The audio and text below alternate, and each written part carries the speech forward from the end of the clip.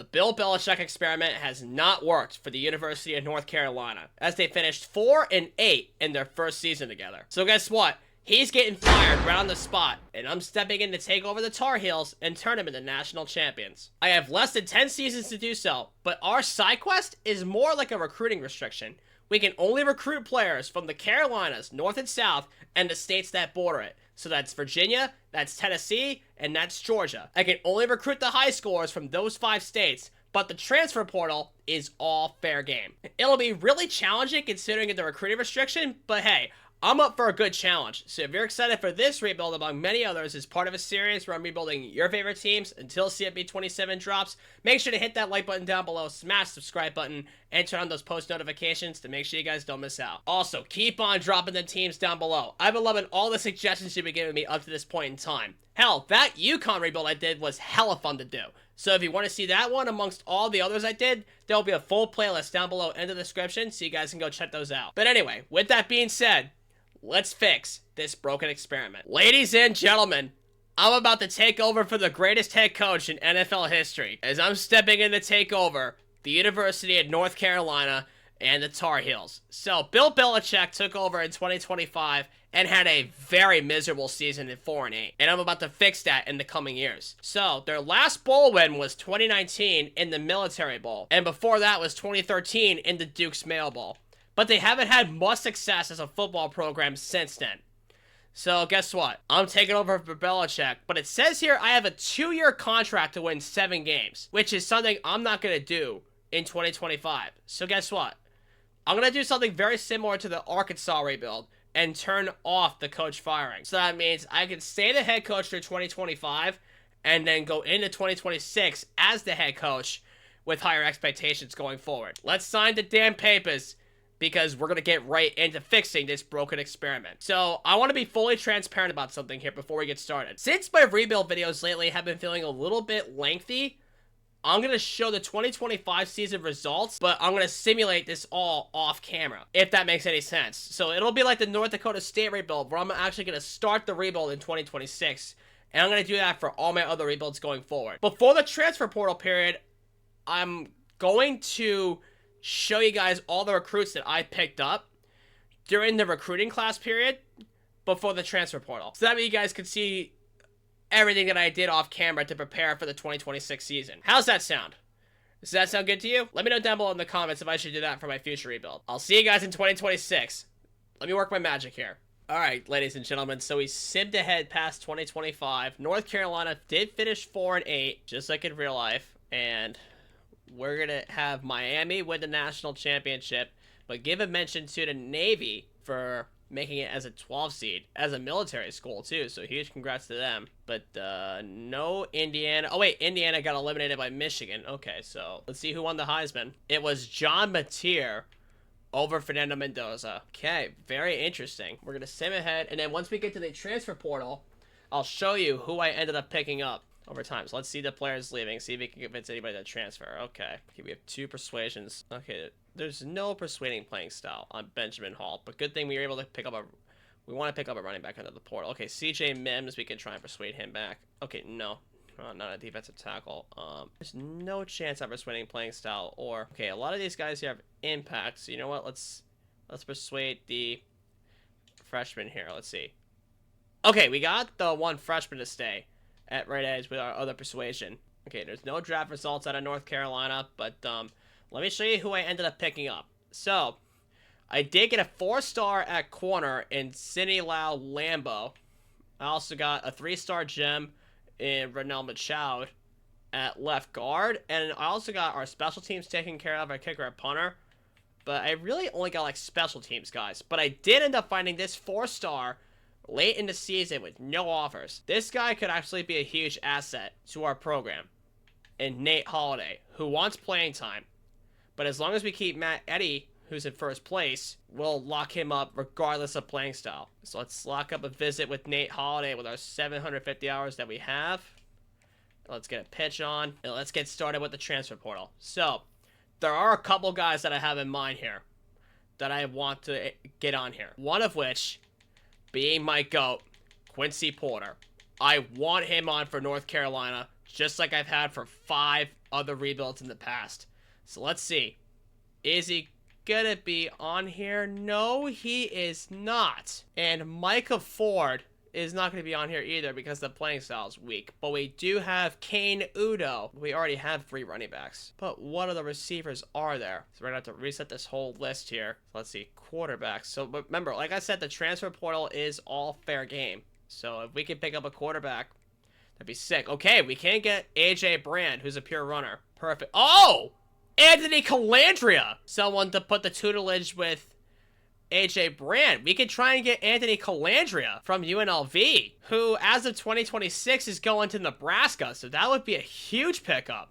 Oh yeah, and there's Nick Evers. But what wide receivers are available? Is there any 4-star receivers that we could possibly pick up? Okay, Malachi Tony already went. Okay, we can't get Jace Brown, who's a speedster from Kansas State. We want some like freshmen or sophomores. Okay, so there is Anthony Evans III from Mississippi State, who's also a speedster, but there's no others. Okay, so remember, a 5-star out of the high school portal is a 3-star. Okay, so we can get Noah Rogers from NC State, who's interested in coming to us, and he's only a sophomore with 3 touchdowns, 609 yards, and 48 catches. Okay, so there must have been someone above him. And then there's Yannick Smith. Oh, yeah! Nitro Tuggle from Purdue. We can try and get him as a sophomore. Okay, who else can we get here? All right, Xavier Townsend. D.R.A. Rogers. Okay. Israel Polk from Akron. There's Langston Lewis from Central Michigan. Cam Pickett from Kansas. There's Chauncey Cobb as well. Yeah, JoJo Bermudez from Temple. We really want to use guys that we're familiar with. So like D.R.A. Rogers from Northern Illinois. That's one of them. And who was the other guy we picked up before? Oh yeah, it was Jace Brown from Kansas State. But Anthony Calandria is definitely have to be a favorite, and so is Jace Brown. But AJ Brand definitely is going to be a guy.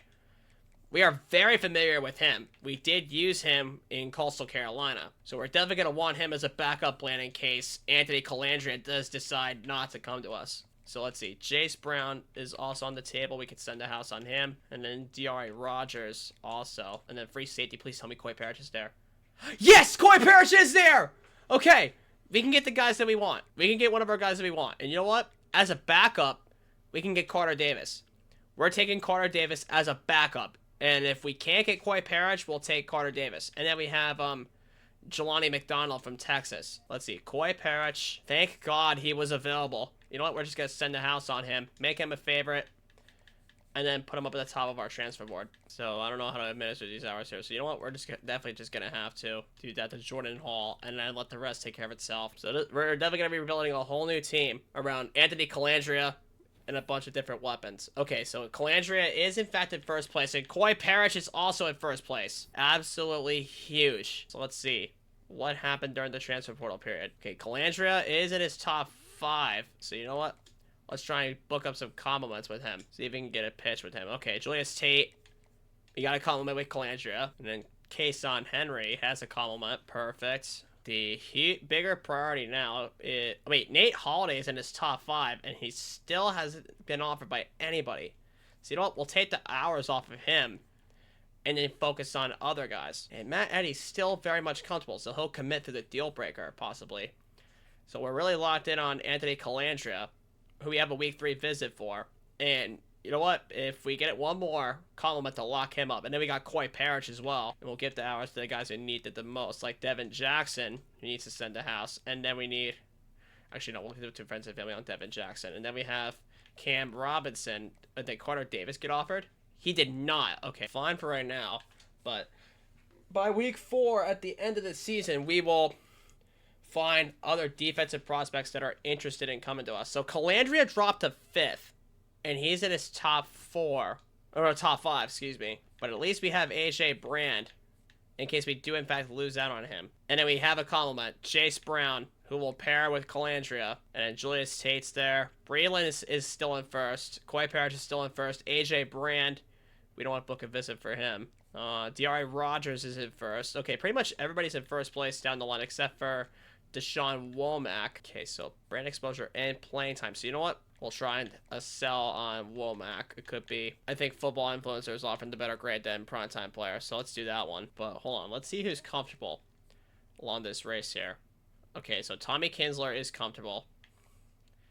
We'll take some hours off of him. And then Kason Henry, he has 4 offers. No. Okay, Keon Rowe is comfortable. Saving hours on those are comfortable at the moment, so we can focus on guys who need them, like Jelani McDonald. Okay, D.R.A. Rogers is very comfortable, so he's more than likely going to commit to us. And then A.J. Brand, yeah, he's comfortable.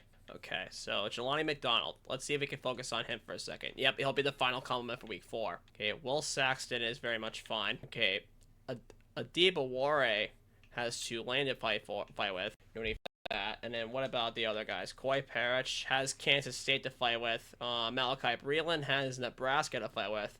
Julius Tape has Virginia Tech. Jace Brown has Maryland, and then Calandria has pretty much everybody. You know what? Carter Davis is still very much comfortable, so you know what? We can take the hours off of him, and then try sell on last-ditch sell on Jelani McDonald, but hope he doesn't lock us out. So anything with playing style. So it could be campus lifestyle. Yeah, I'm going to try campus personality as like a last-ditch sell on Jelani McDonald, see if it works.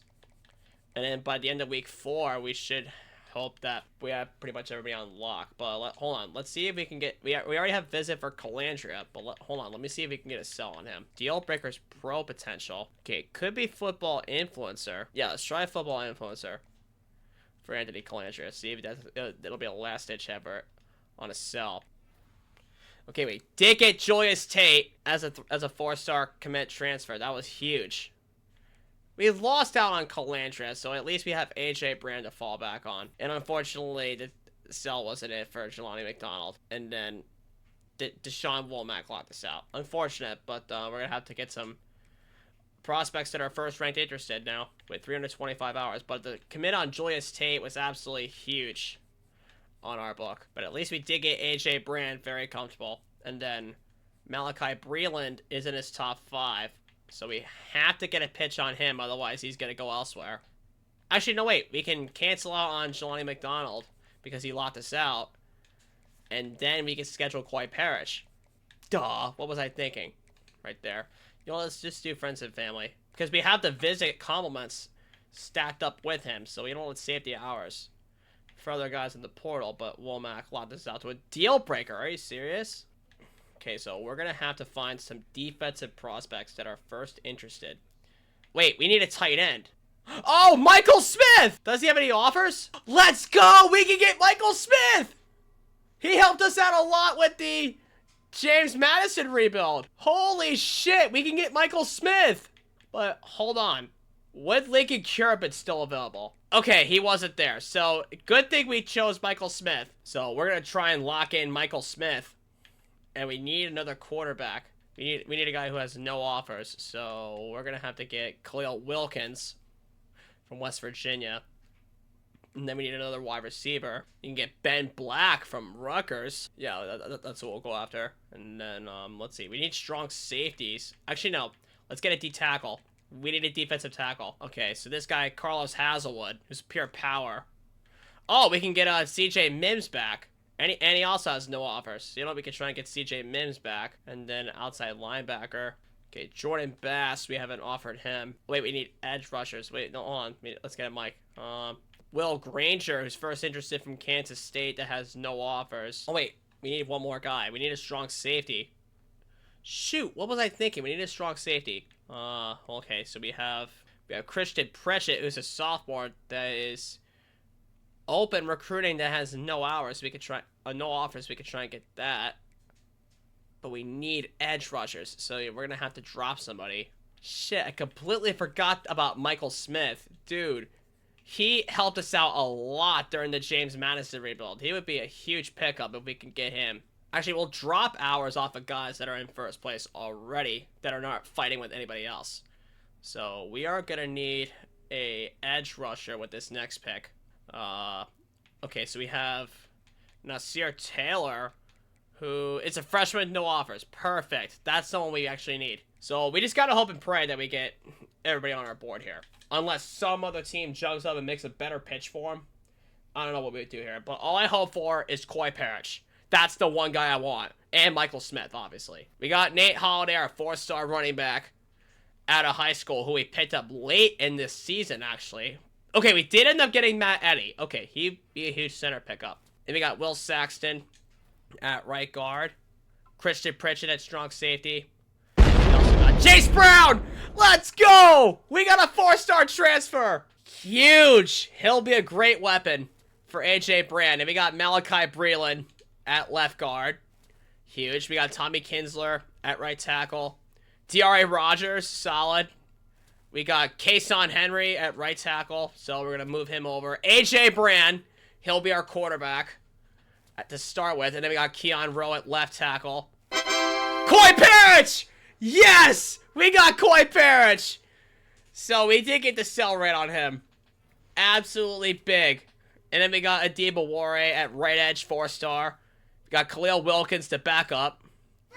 So, yes! We got Michael Smith! Yes! We got 2 of our favorites. Coy Parrish and Michael Smith in the transfer portal. Absolutely huge. Okay, so we got Ben Black as well. We got CJ Mims. Okay, that's a good steal.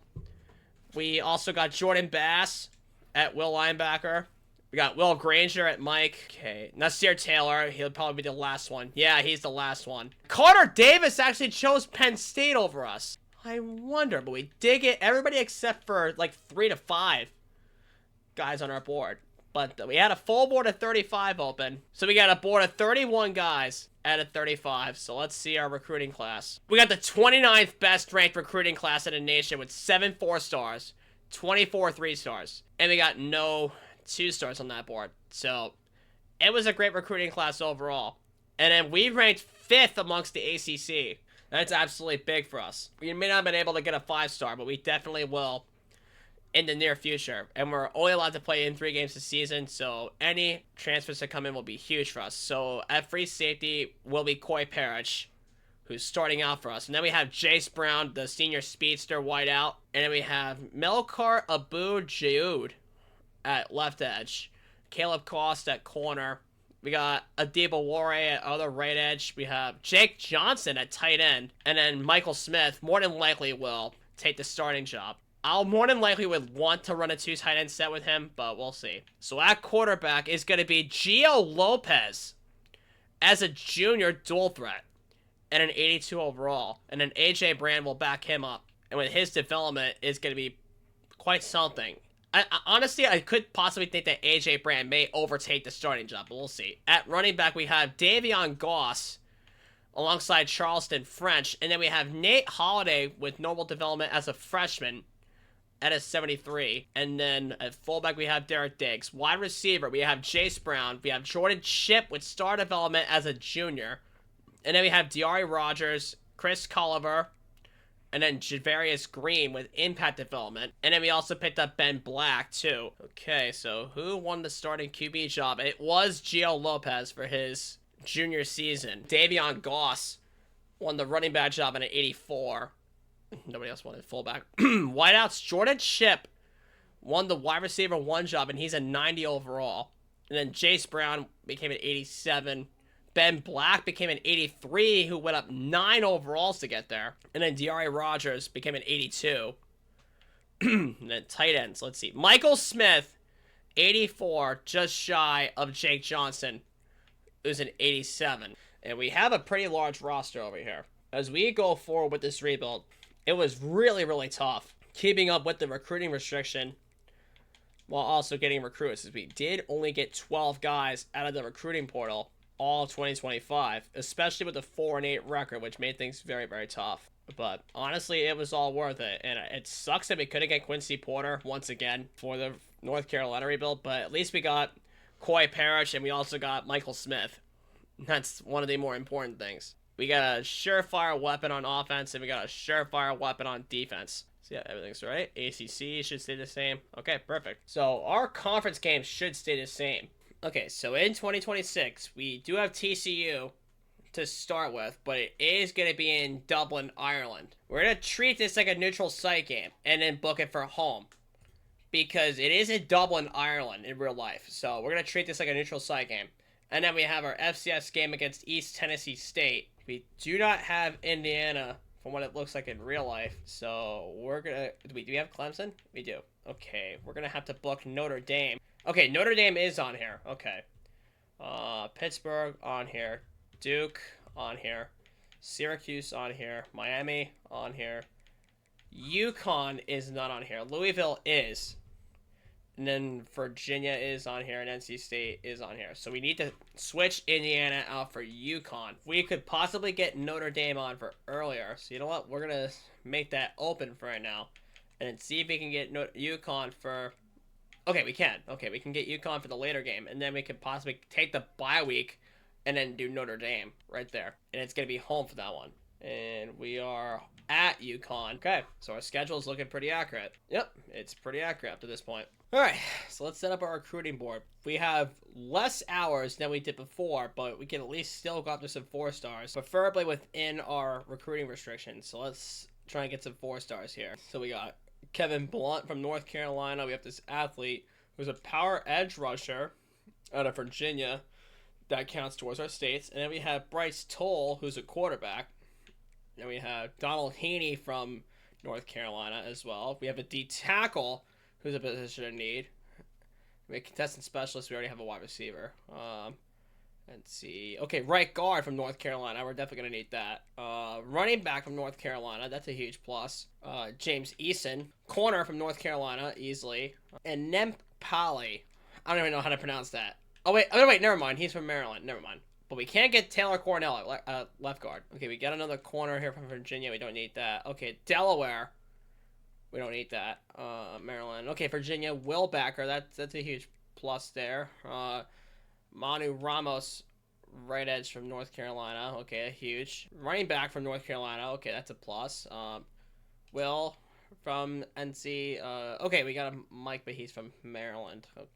Okay, left edge from Virginia. Okay, you know what? Let's keep it to this for right now. Oh, wait. Kevon Dilliard's from Pennsylvania. Damn it! Alright, so we offered all of our scholarships, so now we should be able to just run through the scouting with all 20 of our guys here. Oh, Fedu Yoon is a bust at edge rusher. And Donald Haney a bust at wideout? What is going on? Oh, there we go. We got a gem at defensive tackle with Corey Dunham. Oh, DeAndre Poole at running back, a 4-star gem. We'll take that. And Nate Dawkins, a gem at will linebacker. Let's go. We'll take that all day long. See, you'll often find some gems in the rough, especially even with the recruiting restriction. I proved that in my episode 3 with North Dakota State. I had a recruiting restriction to where I can only recruit guys who are interested in our school. Turns out, even with the recruiting restriction here in North Carolina, only being able to recruit within 5 states, I can find some gems in the rough. And that's exactly what I do with Clint Fair, a sandbacker, 4-star gem. So we have 15 hours left. We have Corey Dunham, Clint Fair, who is a first interested 4-star gem. Then we have Nate Dawkins, who's also a 4-star first interested. And then we have DeAndre Poole. But I think we should, during the middle of the season, we should have an opportunity to secure a 5-star recruit with no offers. We can look for somebody. And I forgot to mention as well that I am allowed 3 wild cards per recruiting class. Considering that I have a recruiting restriction against me, okay, we got 2 of our guys to lock us out. But DeAndre Poole, our gem, is still there, which is good. So we got the week 0 preparation week here. So we'll send the house on all of our gems, and we'll do friends and family with all the rest of them. And DeAndre Myrick, unfortunately, locked us out. We have 16 recruits, 4 gems to look after, all of which we set the house on. So as long as we keep ours on everybody, we should just keep a hold of them. So let's pick our games while we're here. So we have TCU, of course, in Dublin. So we're going to be home for that. We have East Tennessee State. And then we have Notre Dame and Chapel Hill. Technically 3 straight home games. And then we have Miami. And then Duke. Okay, Duke is a big-time rivalry game we should play. And then Virginia, also a rivalry game. And then NC State, also a rivalry game. But I think depending on the overalls of each one, we should play the much bigger games. So, like, we should play Notre Dame, see how tough they are. We should play Notre Dame. We should play Duke, because it's a trophy game, and we should play Clemson inside Death Valley. So those are going to be our 3 games that we're going to play. So we're going to sim TCU in Dublin. We're going to sim East Tennessee State, take the bye week, and then we're going to play Notre Dame, sim Miami, play Duke, and then sim these 2, play Clemson, and then sim the rest. So that should be a good game plan going forward. So let's get to the first week against TCU.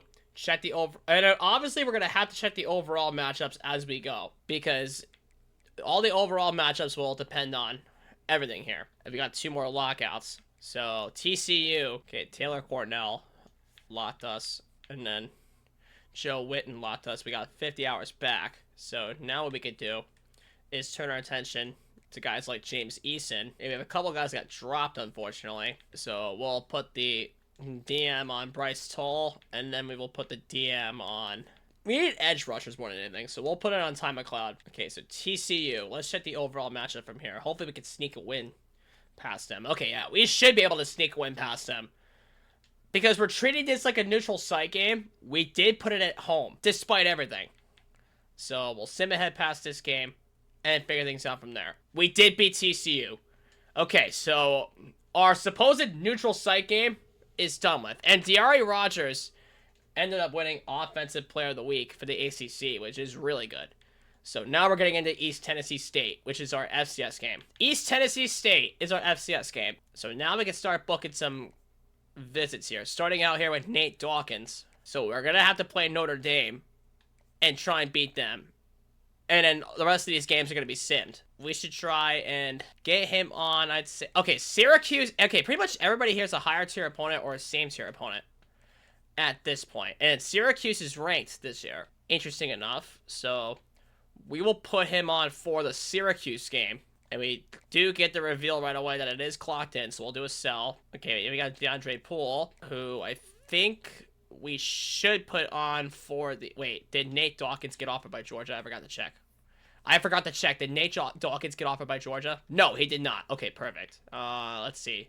DeAndre Poole. I think we should get him on for the Notre Dame game. I believe we know what the case is here. It's going to be football influencer. And Bryce Toll is ready to go. But he has no complement with his running backs. So we should put him on for the Louisville game. Give him something to do with the vouch for. And nobody else. Okay, so who is comfortable amongst these guys? Okay, Kevin Blunt is comfortable. So we can take hours off of him real quick. This is just so I can try and get a pitch going. Okay, so Conference Prestige. Okay, so anything that has Conference Prestige. Okay, so it's not Status Seeker. It could be Conference Legend because of the 2 A-pluses that we have here. You know what? I'll try that. I'll try Conference Legend. And then I will sway what else it could possibly be. You know what? Let's try Sunday Player. If it's not Conference Legend, it's got to be Sunday Player. So we'll sell and sway to match that.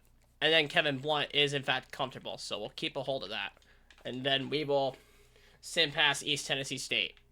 And then get ready for our game against Notre Dame. We are definitely going to play that in Chapel Hill.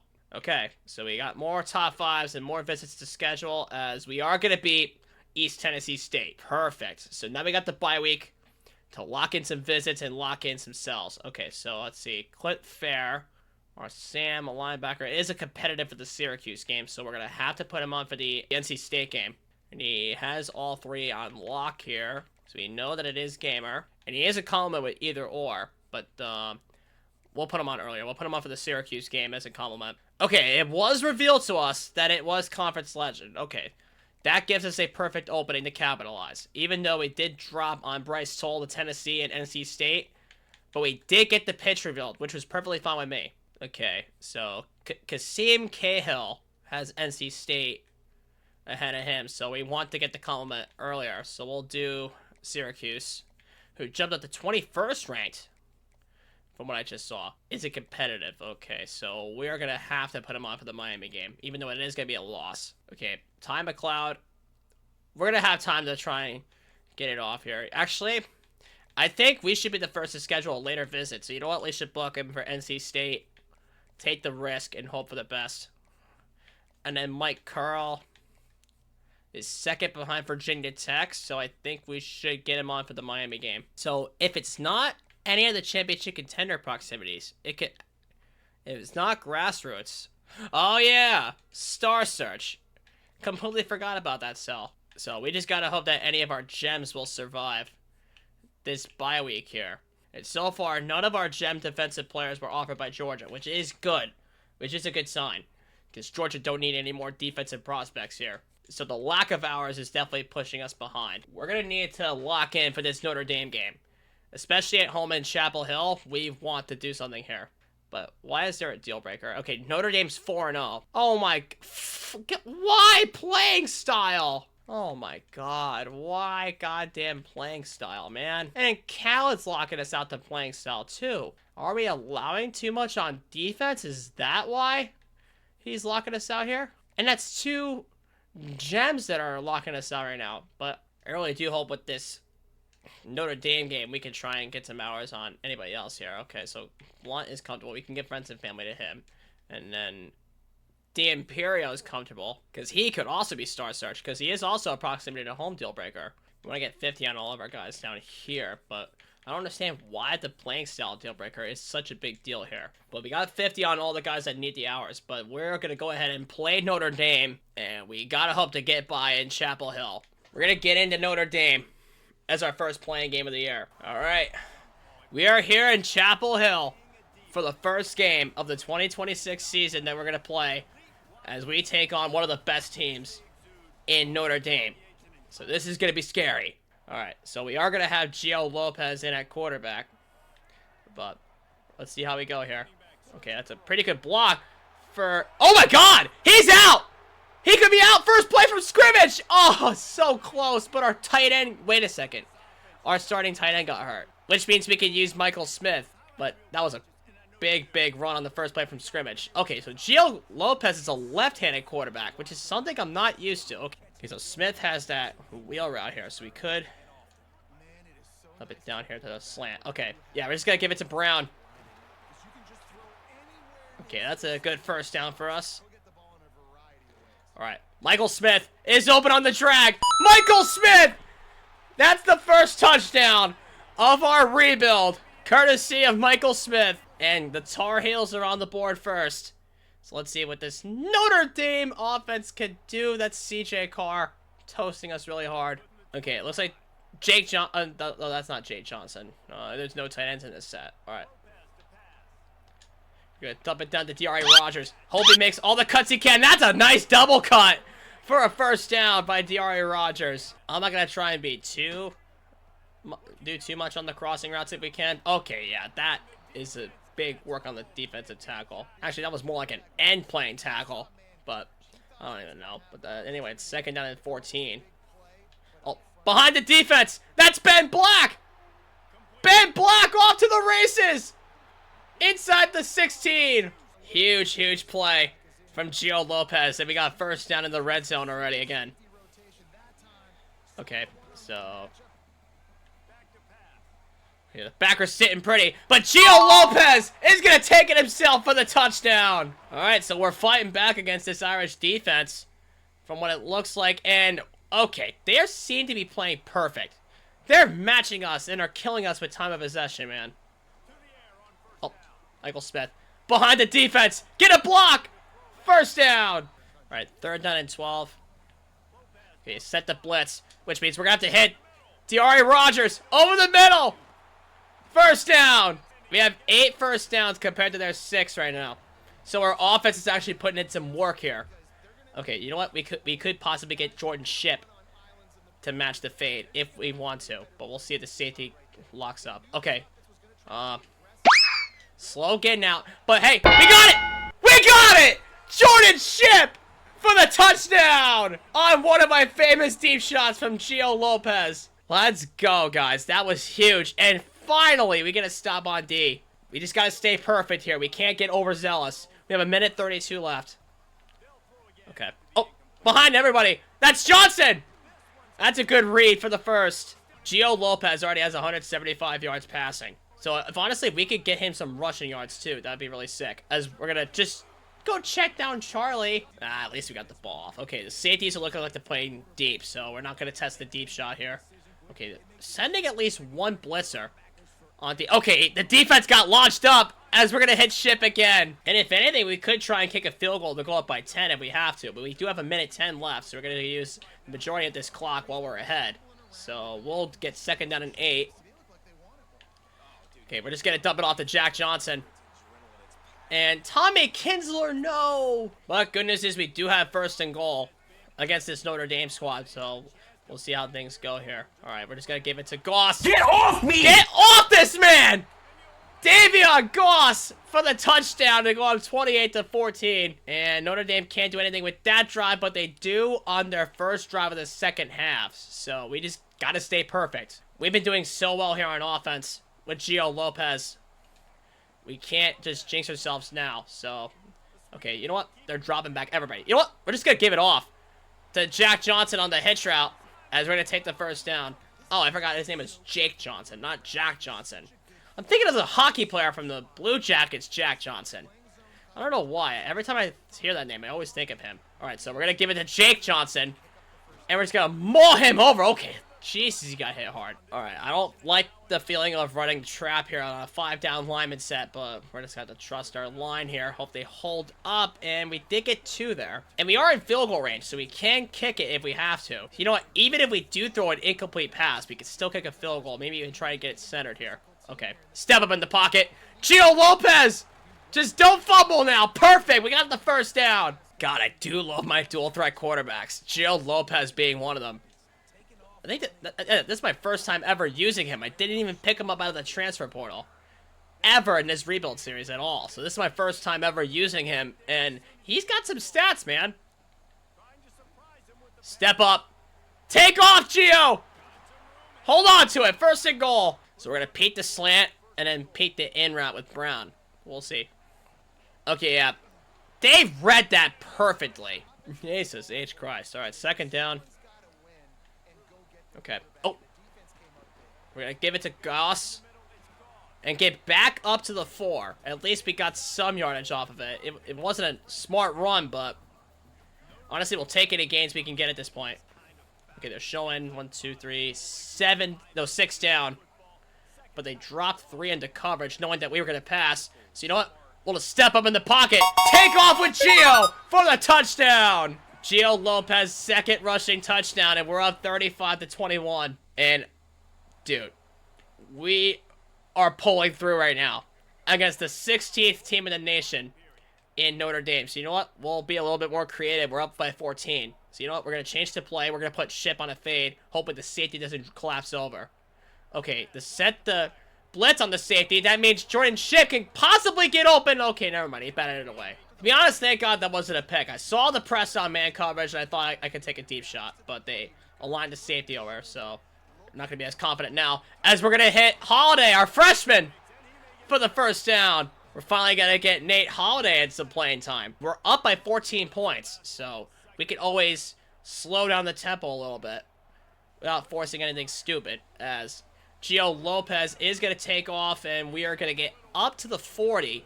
Okay, we could force D.R. Rogers into a slant. Yep. Good read. Let's go. 1st down. Great show of work by Gio Lopez so far. And, okay, Jack Johnson's definitely going to be covered by that deep safety there. But, honestly, it really doesn't matter. Gio Lopez breaks that sack tackle. And we're able to get 3 there. And I do love the fact that we can slow down the tempo with this offense. So we'll keep an eye out on Brown here on the comeback. But, okay, we're dropping way too far back. So we're just going to have to roll out and take off with Gio. Oh, it's 3rd and inches, but we did get out of bounds, though. And if we can pick up the 1st down with Goss, we'll be set for life. I'll just pick it up. Oh, wait, we got more than that. We got the touchdown! 42-21 in favor of UNC. And there's nothing Notre Dame can do at this point. With 2:47 left, we have been perfect so far on offense, and our defense just got a turnover. And to think that our first touchdown didn't come courtesy of Jake Johnson, our starting tight end. It came courtesy of Michael Smith, our backup tight end, who will eventually take over as the starter, but he just picked up the 1st down there with Gio. This will definitely count towards our coaching stability a lot, as we're going to try and get our 7 wins as fast as we can here. I don't know how that system works when it comes to our contract, but we can at least try and get 3 more wins. We can try and get 1 more win, which would be this one, to get our 7 wins that are on our contract. But I don't know how that works. Do we have to get 7 wins in 1 season, or do we have to get 7 wins altogether on our contract, as we just got another touchdown on Davion Goss? But we will see and find out eventually in the near future, as they finally got a score to make it 49-28. If we could possibly pick up the 50 burger against Notre Dame, that would honestly be quite something. And I'm going to show you guys. You know what? I'm just going to show you guys. For full transparency, I'm just going to show you guys. This should be on All-American. Yeah, it's on All-American. Just like every single one of my rebuild videos, it's on All-American. Just like in every one of my rebuild videos, and just like I discussed in my intro video, which, let me know down below in the comments if I should put that intro short on my playlist, so you guys can know, exactly what to expect in terms of the rule set going forward. But, I don't know. Alright. Oh, Jake Johnson's wide open. That's the ball game.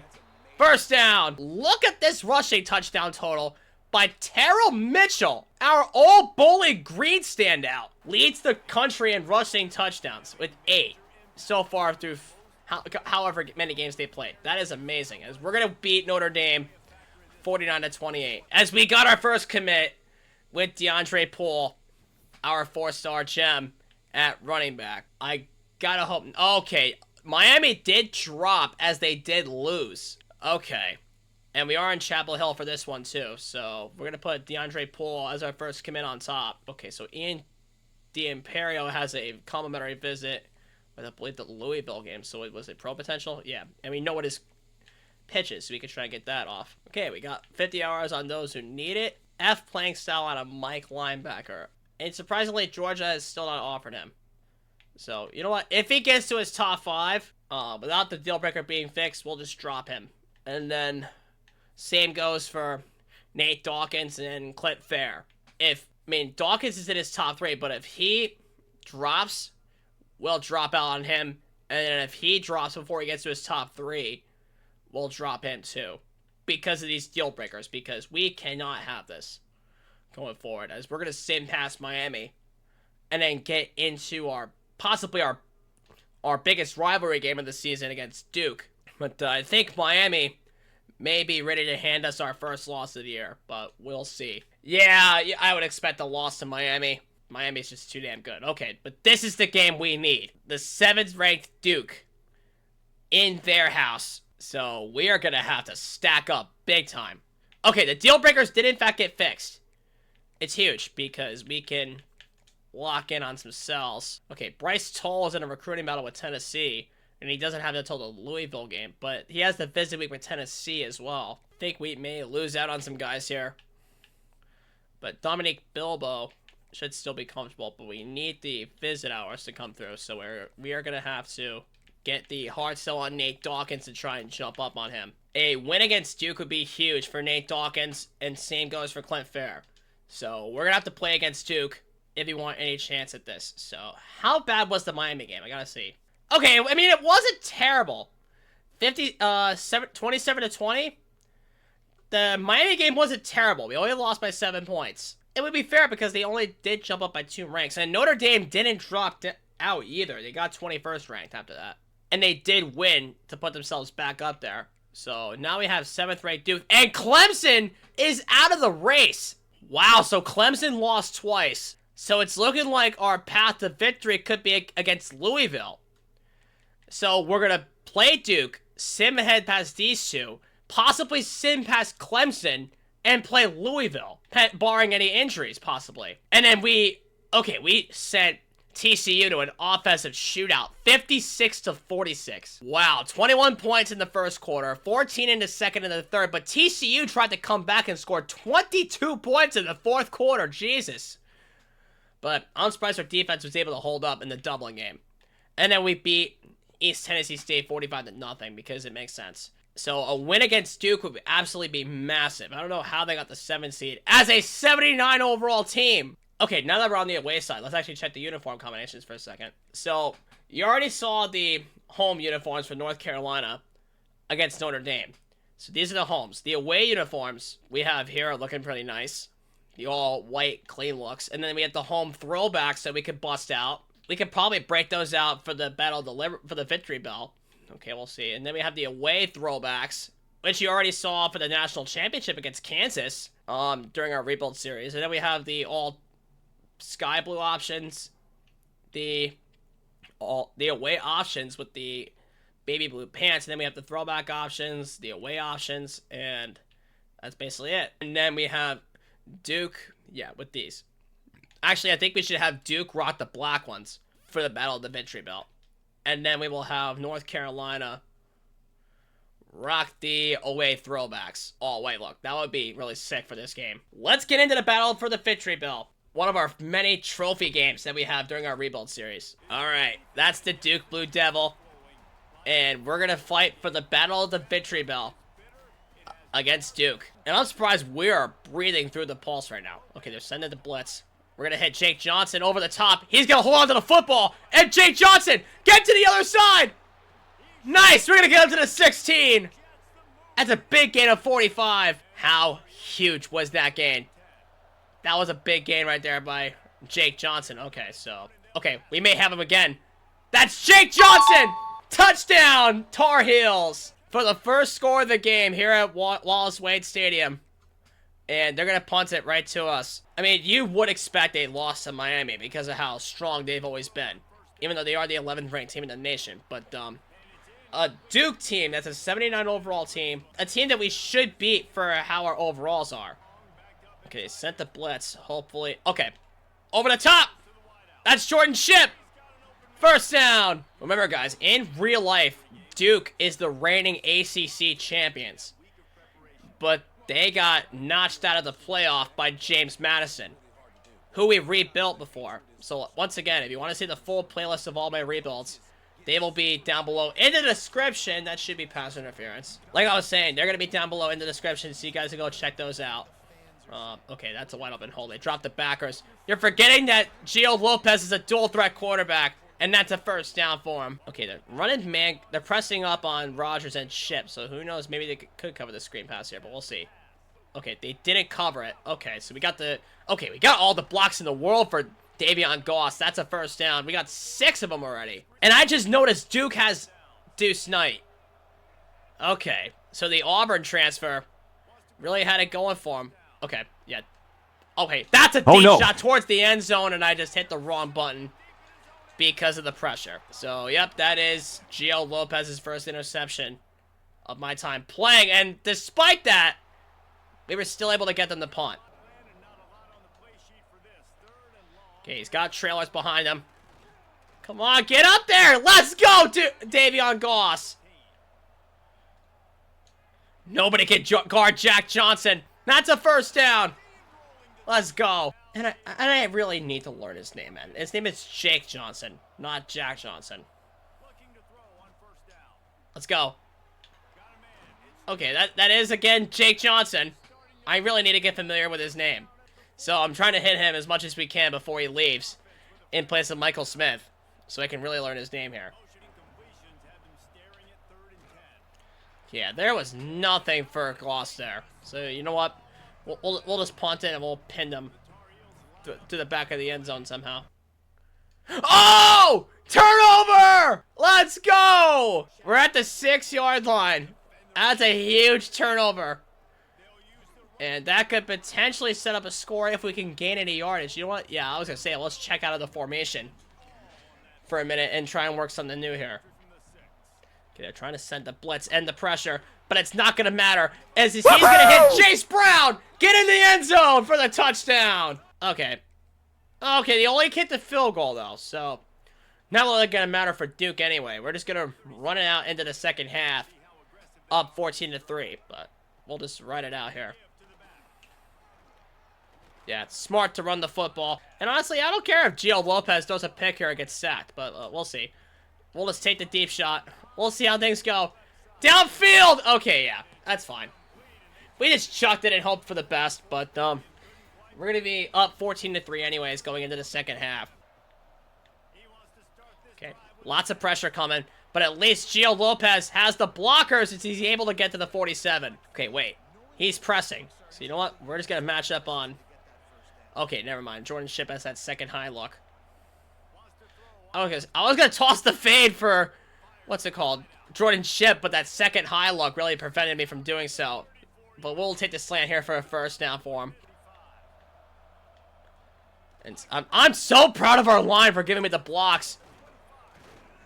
Let's go! Up to the 9! I invested a lot of our time into our offensive line. And that's one of the reasons why I'm so damn proud of this team. Okay, that was a... Okay, pass interference! Come on! Yes! Yes! We'll get up to the opponent's 2-yard line. We'll accept that. Okay, yeah, we got the run there with Goss. Honestly, if we go all the way to the Natty, it might be the first time ever we've won a national championship in one season. As Jordan Shipp is going to be wide open! Touchdown, North Carolina! Let's go!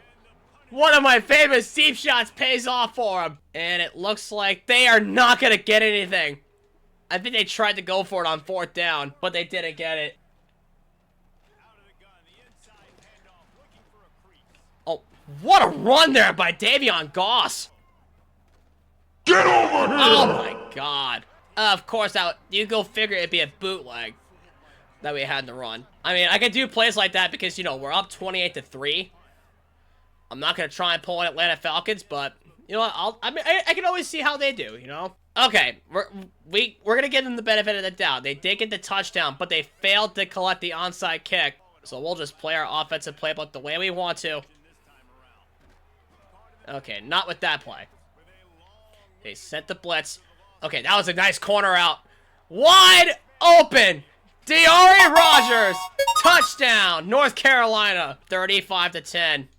And it's pretty much going to be ball game over. Like, I stepped in for Belichick, and I took over this team. And I've already done a great job so far, as we're going to already match our win total from last season in 5 games. And then with ACC conference play around the corner, who knows? Okay, they dropped the safety on him. You know what? We'll check it down. We'll check it down to the flat. And we're going to cut to the inside with Davion Goss. Okay, way to hand it off. Davion Goss! Touchdown! North Carolina! 42-10. And the victory bell is going to be ours. We're going to take down Duke. 42-10. And we're going to pick up our 65th series win against the Blue Devils. And with that win, we had already matched our win total from last season. I think we may have to play Clemson in Death Valley, but we'll see. We will see when we get there. But now we got to deal with UConn and Syracuse. And we lost Bryce Tull to Tennessee. Damn it. Take on UConn up next, which should be an easy win. I'm sorry, Bran. I literally just rebuilt you guys. To have UConn on our schedule is quite something right now. Okay, so you know what? We'll give Kevin Blunt some friends and family hours. Because he's still very much comfortable in first place. Okay, so let's see. Aspirational was correct on James Eason. Perfect. And then, let's see. Okay. Oh, the win against Duke was absolutely huge. But he still wants to choose to commit there. Clint Fair is still in his top 5. And you know what? We have 50 hours on everybody else, so we'll give Bilbo the friends and family hours. And Khaled hit his top 5, but it only went up by 1 grade. So if we do get some hours back, I do think by next week, we should look for some guys who have no offers, but have open recruiting and try and be our wildcard spots. Because remember, we are allowed 3 wildcard spots that we can pick up each and every season. As we did get Mike Curl, the left edge, and we lost a left edge in Ty McLeod to Virginia Tech. Okay, come on, please tell me. Let's go! Come on! I'm sorry, Bram, but let's go. Alright, we got Syracuse coming up next, who were ranked at one point. Who are... Yeah, again, should be easy. But we are in Chapel Hill for this one, so again, this should be a solid victory if we can pick that up. But Corey Dunham to why is Tennessee always jumping up on us? Okay, but he does have the Syracuse game, so if we win, it would be huge. And Nate Dawkins... Okay, Duke lost again, possibly. So we could steal him with the win against Syracuse. And then finally, Kevin Blunt is ready to go. But I really don't want to take the chance at a pitch, so you know what? We'll just get the 50 hours to him.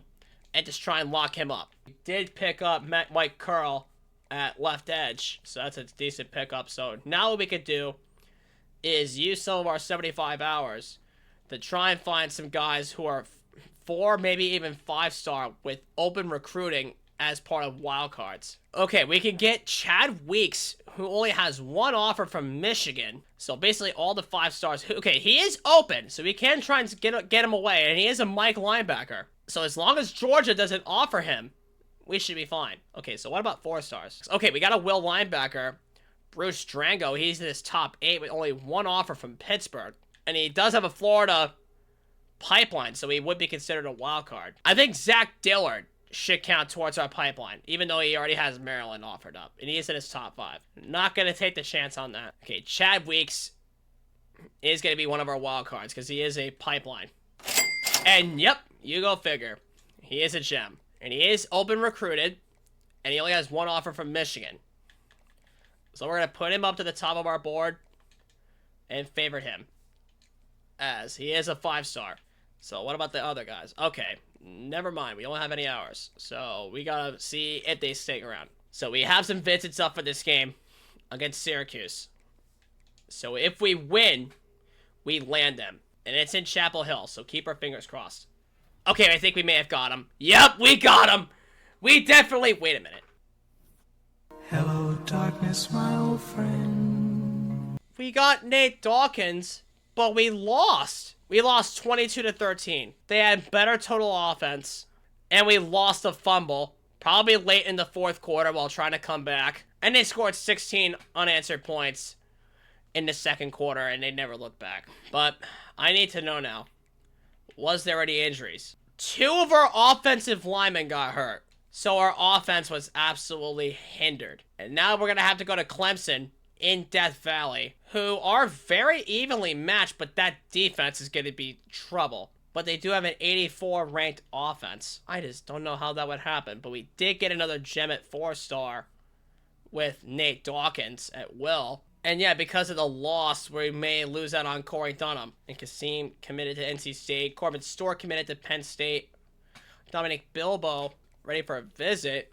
We still have 200. Okay, thank God our wildcard 4-stars are still around.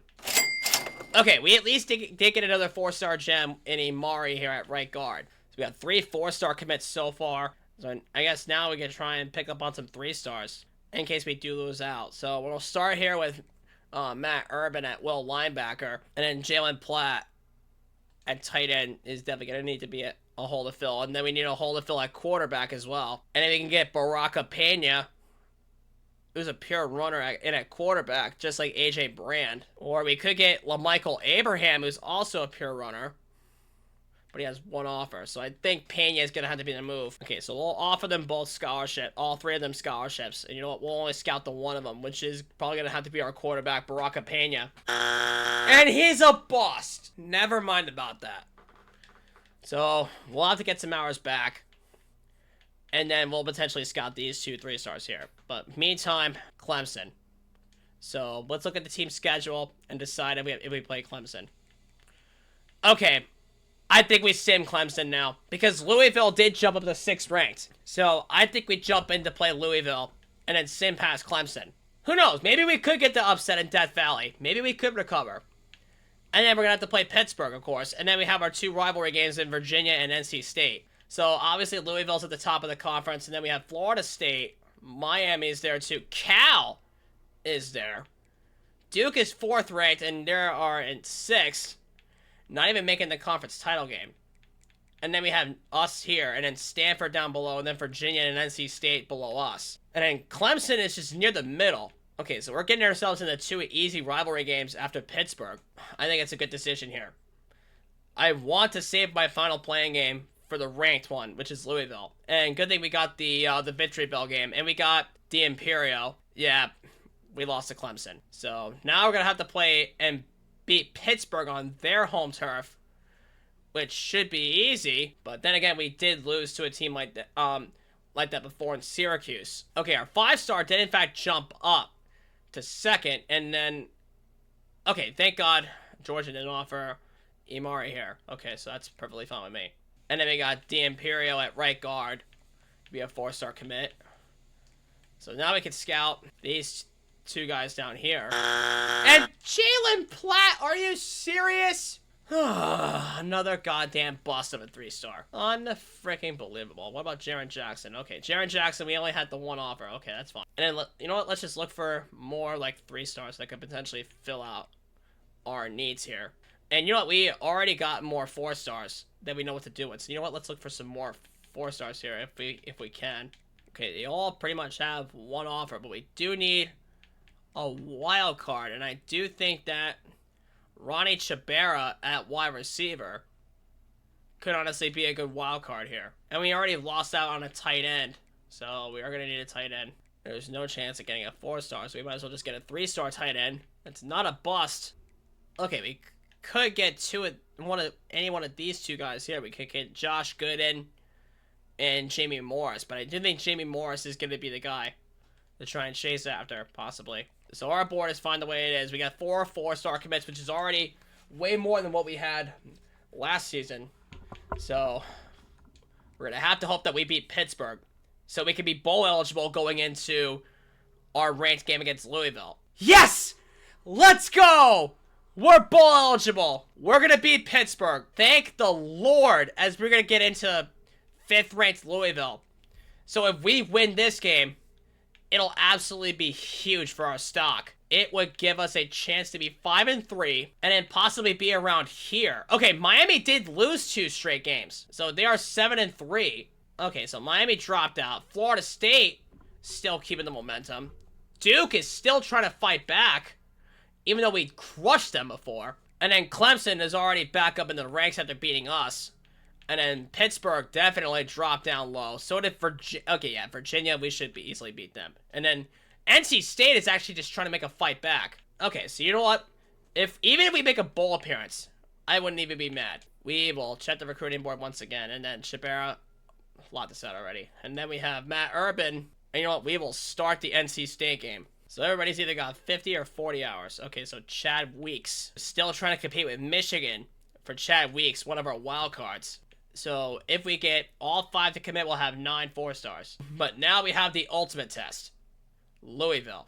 Which again, a 79 overall team. But you know what? Let's bust out the home throwbacks for this one. Let's bust out the home throwbacks. And then for the alternates for Louisville. Yeah, let's just keep it like this for right now for Louisville. We're playing all ranked games so far. Why not? We've shown that we could beat ranked teams. So let's get right into it. We're going to get into the game against Louisville, possibly our biggest test of the season so far, besides the Notre Dame game. And I swear, we are stopping this Louisville team to bits right now. It's like their only score is going to dictate this game. I'll watch that high safety up top there. We'll see. Okay, they blitzed him, which means Jordan Ship is going to be wide open. Let's take the top off those boys. Touchdown, North Carolina. Absolutely huge to get on the board. Thank God we did that. And they kicked the field goal. Okay, we did get the ball back to start the second half. I was going to say, go figure. I thought a turnover happened there, but honestly, it was just their offense in the first quarter. Okay, the pressure's coming. We'll just drop it back. Okay, thank God that he made the catch for Jace Brown. Now that I can think of names. Hulk! Smash! Oh my God! Thank God you held on to the football. Okay, we got the one high look on a corner who's 5 yards off, so. Get over and here! he's okay. And that's Stanquan Clark again. He's literally on my ass. Then, yeah, You stink! another interception. And we can't let 2 field goals be the bigger difference. And I don't understand how I'm getting so frustrated here on offense right now. We can't let them kill us on time of possession. That's the big factor. Okay, drop both backers back again. But yep, and he's okay. Thank God he forced the drop. Thank you, Jordan Ship. He set the blitz with everybody, and he's gonna cut in on that in route, and he's got the first down. Okay, it's AJ Brand's time to shine. All right, it's AJ Brand's time to shine. Let's put him in, and let's have the pure runner go to work. There he is, on his first QB run. Is a first and goal up to the 5. And you know what? We're just gonna keep him subbed in. Yep, we're just gonna keep him subbed in. Not in my Oh house. my God. It's Stanquan Clark again! I swear, their defense is so damn strong because of this guy. Yeah, just get it off. Okay, thank God that wasn't above the line of scrimmage. All right, 3rd down and goal. Take off. A.J. Brand! First touchdown as a Tar Heel. And that's going to put us in the lead. Okay, and thank God we were able to get a stop. But let's just hope. Okay, Gio Lopez is back in. So, you know what? Because of the leg, we're just going to sub out A.J. Brand. We want Brand in for this game. So we're just going to give Gio one more pass. And he did get the first down. Okay, we got a fresh set of downs with him. So we'll sub out Brand for the game. He can't hobble off that leg. Okay, good set of moves there by Goss there. Okay, good blocks. Davion Goss! Get to the outside! Break off a couple tacklers! And he's up to the 14-yard line. That was the longest rush for him for 49 yards so far. A huge run to set up 1st and 10, and that's going to be 1st and goal. And that's Louisville's 2nd timeout. And Louisville's absolutely choking this game right now. If we score here, it's going to be ball game, possibly. And, oh, we're so close, but that's going to be their final timeout. Guys, we've had so many upset victories throughout the course of this rebuild so far. Notre Dame, Duke, and I thought we were going to say add Louisville to our resume, but that hit stick just put us back. They're probably going to go to the run commit. Well, we'll see with the blocking protection up front. And come on, freshman! No! The one! Oh, you know what? They're requesting us take the chip shot field goal, so that's what we'll do. We'll put it into the good hands. They'll go up by 4. But we'll see what they do. We got the stop! It's gonna be ball game over! We're gonna upset Louisville, and we're gonna put them potentially out of the top 25 with a huge win over Louisville, 17-13. And with us already being bowl eligible going into our final 2 games of the season, we should finish doubling our win total, but we'll see and find out. We're gonna get James Eason, huge, but wait a minute! Nate Dawkins flipped his commitment? You have got to be kidding me! How could you, Nate Dawkins? He didn't like our playing style, and he flipped his commitment. You have got to be kidding me. How come that doesn't happen for us whenever we want to have someone flip their commit, yet it happens against us? I freaking hate this game. This makes me freaking hate this game. So you're telling me even though we did beat Louisville in one of the biggest games of the year against a ranked team, okay, we did get a gem with Mike Cherador at defensive tackle, but I don't care about that at this moment.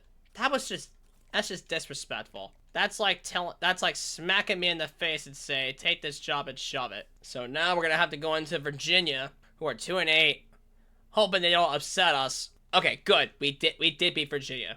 4-3 in conference plans. We're going into NC State, which is our last game of the year, which is a rivalry game. Oh no, Chad Weeks. Why did he drop? Okay, thank God Georgia didn't offer him, but still. Okay, so we got 50 hours on everybody that needs the attention so far. And we're still stuck with 4-star commits because Nate Dawkins had to flip on me. Okay, so we are in 7th right now because we beat Virginia and we beat Louisville, and they are still our only loss. So if we beat NC State, we're going to need potentially Cal to lose one more. We're by some miracle going to need Duke or Clemson to lose one more, and we're definitely going to need Cal to lose one more.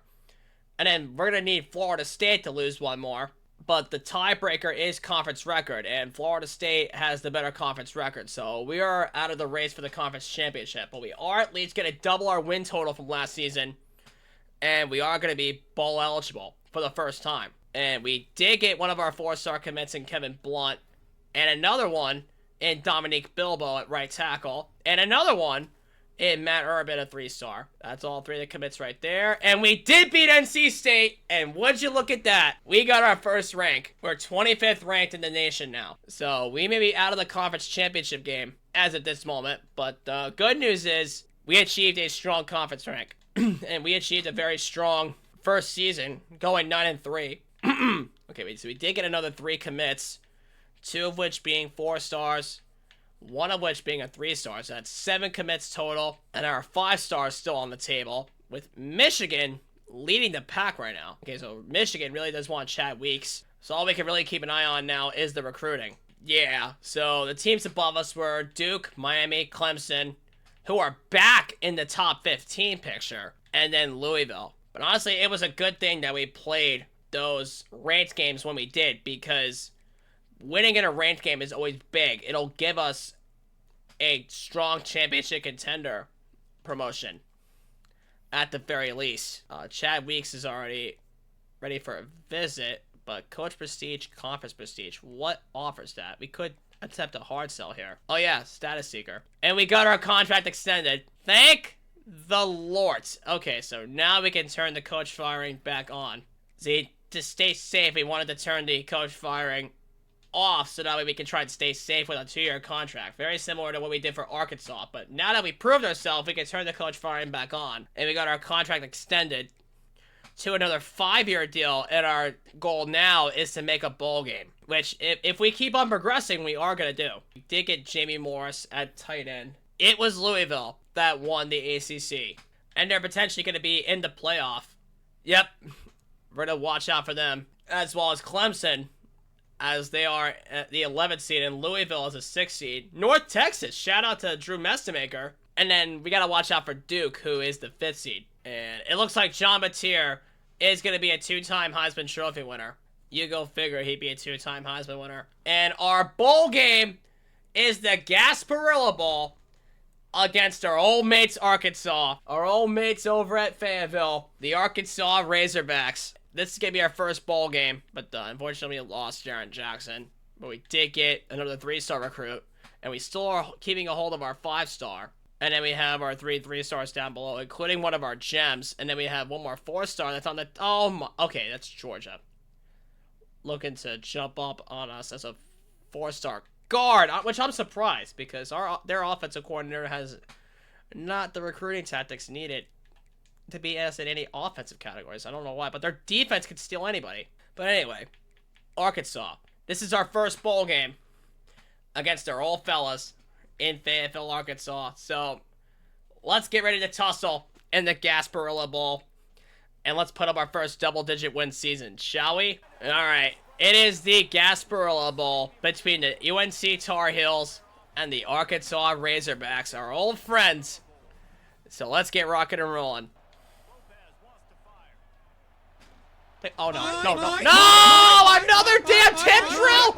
What is going on with these picks? Okay, now we do have 55 seconds to get downfield. Great. Come on. Pick up a block, Holiday. All right, we're going to hit Javarius Green, and we're just got to keep the tempo going here. Okay, oh, wait a minute, that catch, Chase Brown. We got the first down. It was a really awkward throw there, but we were able to make the grab. Let's go! Jake Johnson in for the score! And we're going to be up by 11 points going into the second half, and it's going to stay that way. I can test Jordan Shipp for the first time today. We'll watch that high safety. Oh, nope, they dropped everybody back. Oh, okay, it went right through a lot of needles. Okay, you know what? No, just run up. Follow your blockers. Get in between the seam. Oh, okay. Thank God for the lineman for picking up that fumble. See, that usually never happens. Like, whenever a quarterback fumbles, we always lose it. But we ended up getting it that time because of our lineman being there to help with the block. And no, that's Chase Brown. Okay, that's fine, though, because we have one of our guys, Ben Black, to help us out here. And we're going to run with the football at 3rd and inches. Okay, yep, Nate Holiday up to the 7. And I think it's about time we get him his first touchdown. Unless we can find somebody else open. Jordan Shipp! Come on, get up forward! He got it! Let's go, Jordan Shipp! That'll probably be your last touchdown as a Tar Heel. I know you're going to walk out to graduation. We'll see at the end of the, what's it called? The draft results here. Yep, get a block from Holiday.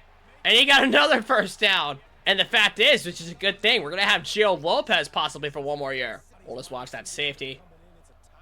Oh, he dropped him back. So we're going to flank it over. Let's go. Who is that? I believe that's Ben Black, right? Oh, no. Jace Brown came back into the game, but I'm pretty sure that was Ben Black.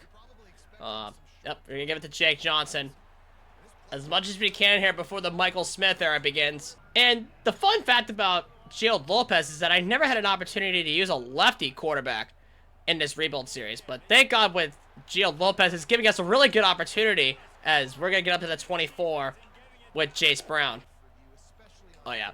Jordan Shipp with a beautiful out route. Cut back in. Oh, I set the 5. We'll kick a field goal, and then we'll ride with it. Unless we shank it. That was a bad release. Okay, and they finally got on the board with their first touchdown. Okay, way to moss him, Jake Johnson.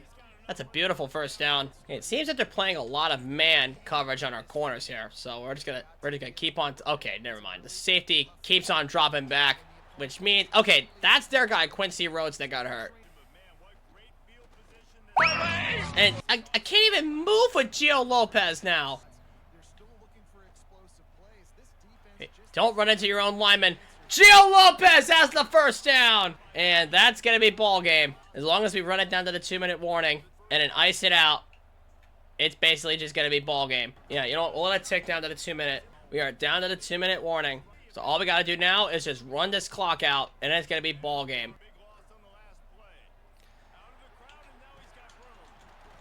And Nate Holiday's so close to first down. And he's got it! It's gonna be game! And we're gonna kneel it out. And we're gonna win the Gasparilla Bowl 24-13 as we cap off the 26th season, going 10-3 and securing double-digit wins. So let's see who won the national championship. And it is gonna be Oregon, with the closest ACC contestants being Clemson and Duke making it all the way to the semis, who would end up losing to both BYU and the eventual champs Oregon. But Louisville didn't last long against Clemson, eh?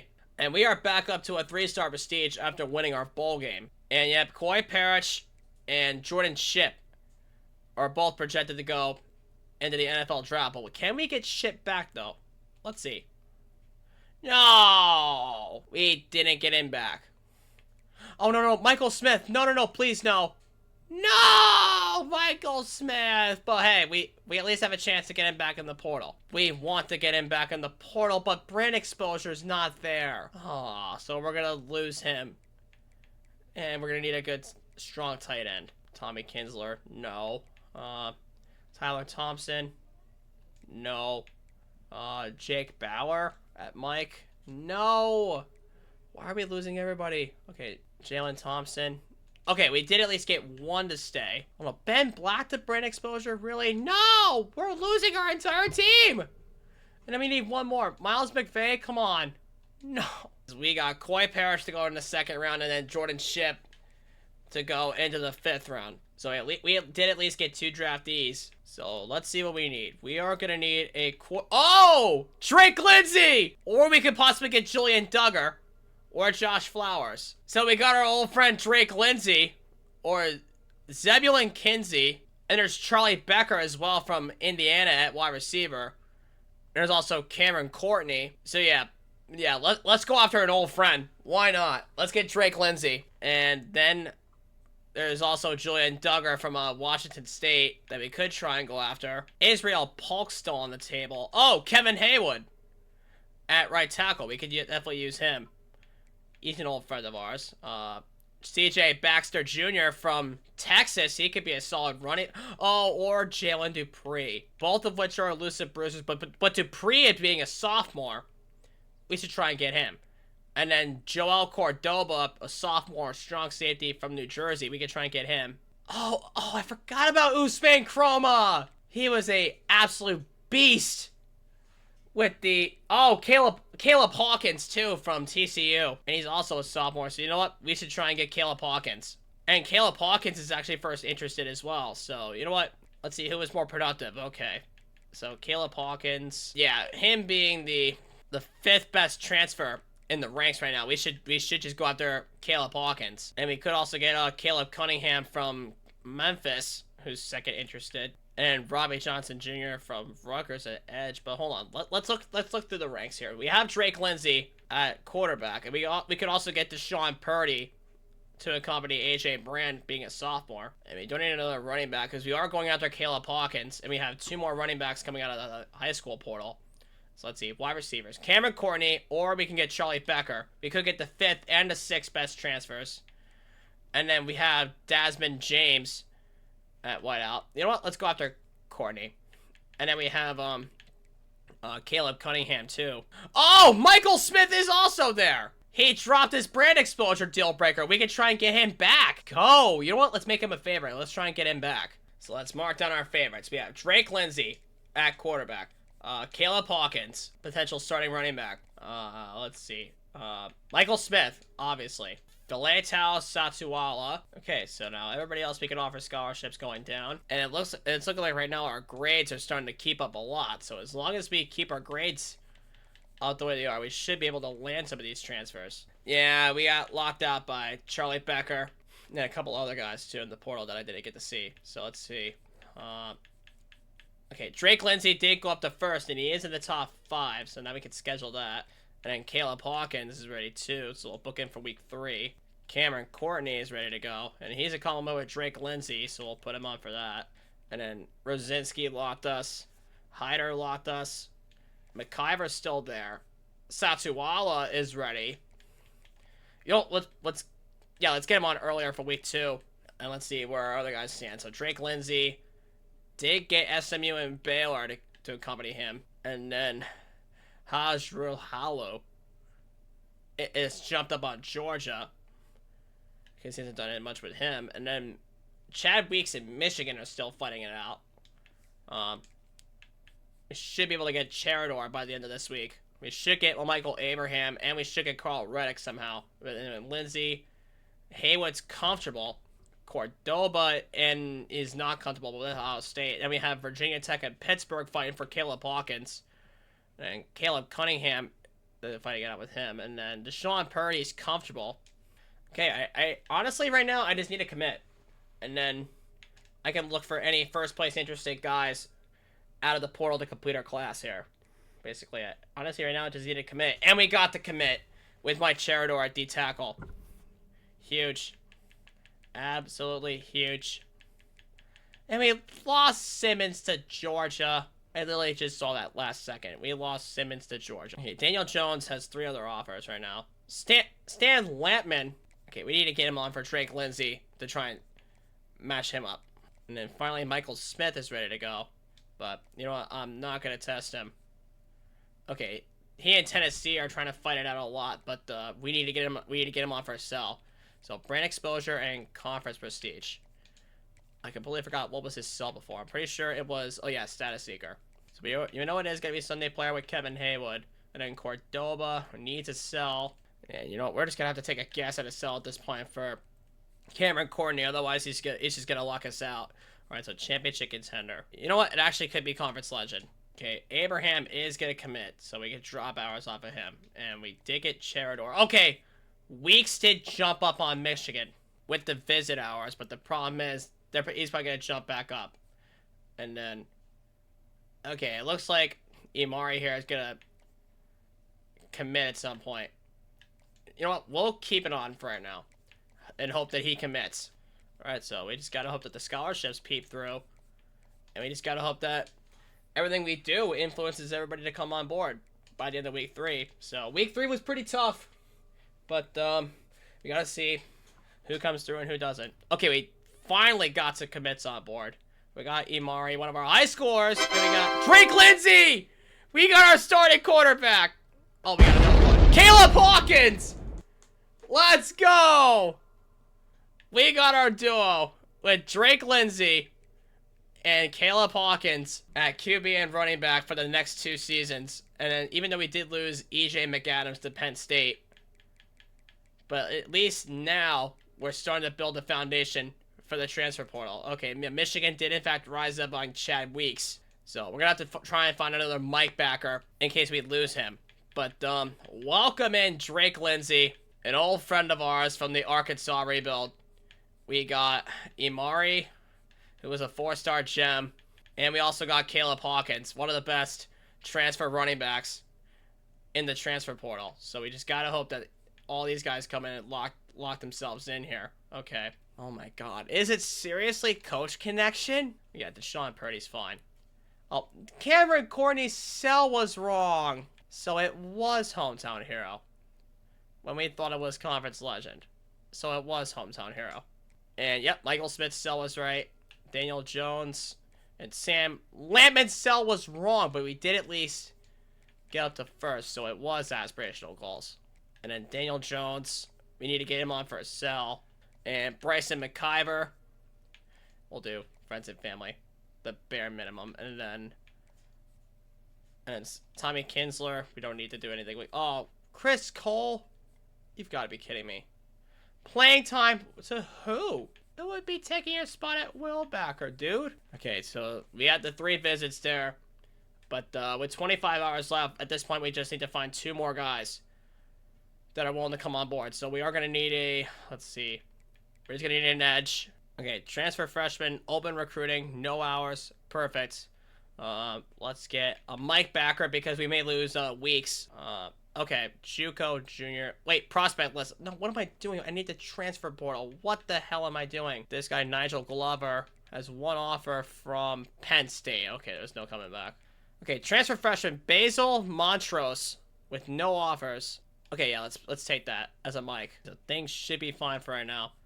And I'm hoping that with the week 4 visit, we do get the influence on Chris Cole. Everybody else is looking like they're staying in sync. And I hope that with the influence, Caleb Cunningham joins in. So does Cordoba. Haywood will hopefully join. And I hope, I think we're going to lose out on Chad Weeks because of his visit with Michigan. But we did at least pick up another Mike Backer that we needed to compensate.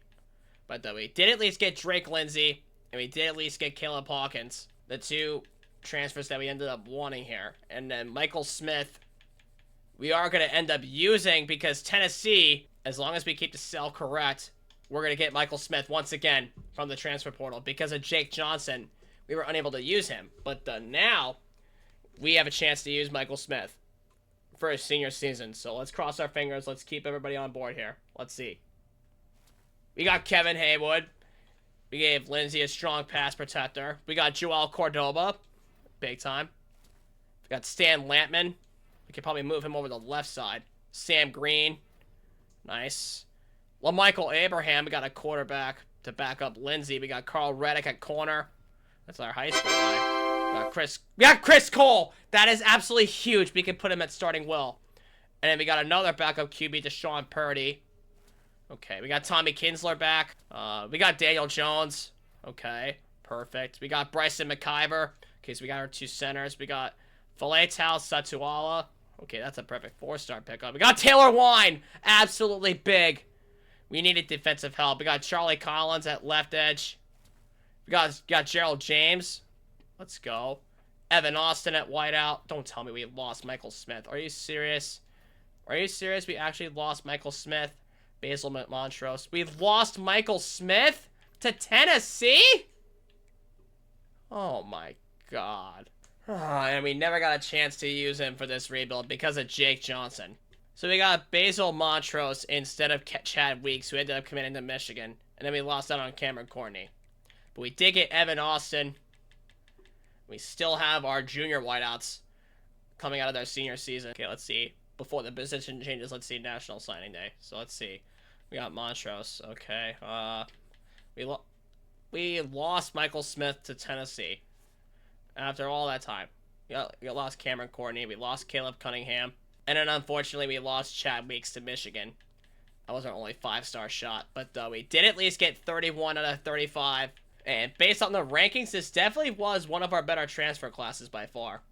So let's go to the top classes for a sec. Let's check the ACC. And we're the 16th ranked class in the entire nation.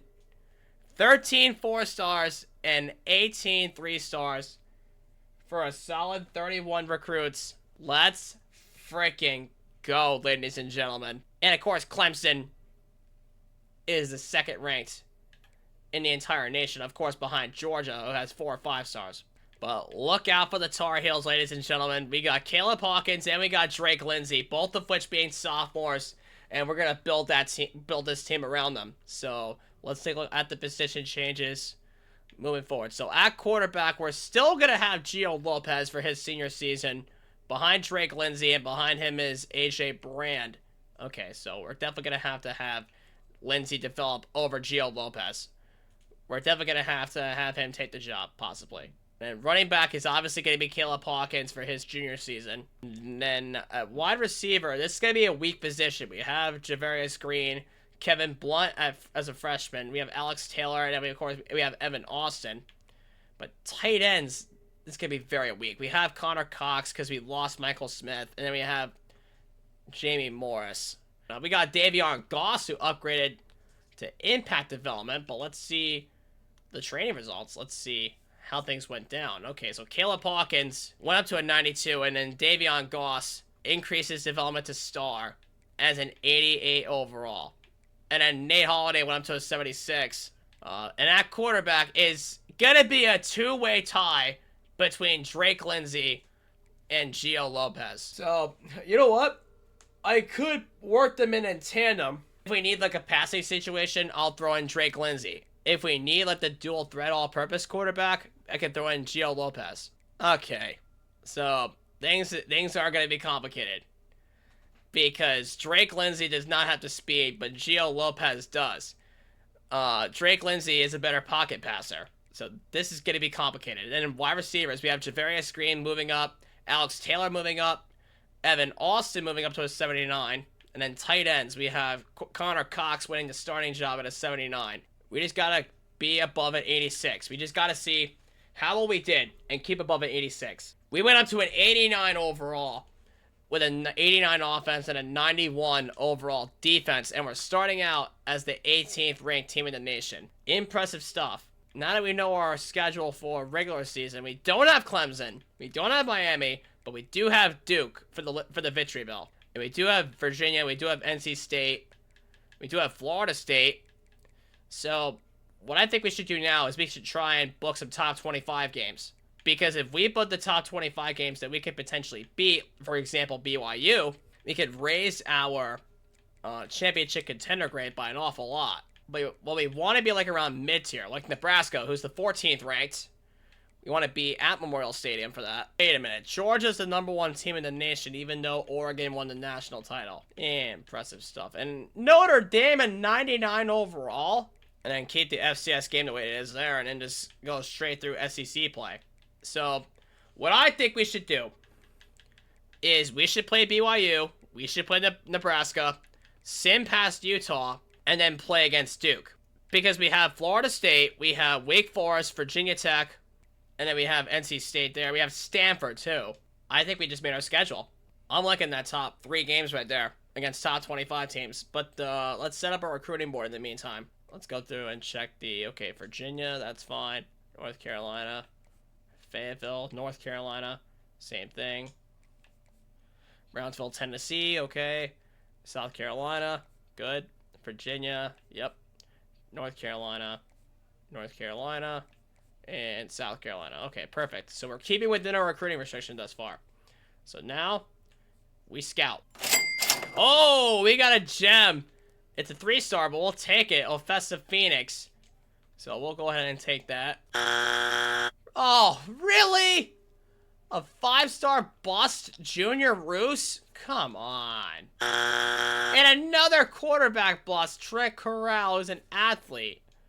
So we gotta filter him out. Okay, so we filtered down to about 9. So now we have to go after another quarterback. Alright, it's looking like we're gonna go after Ryan Tobias from Virginia. And then we will go ahead and get tight end.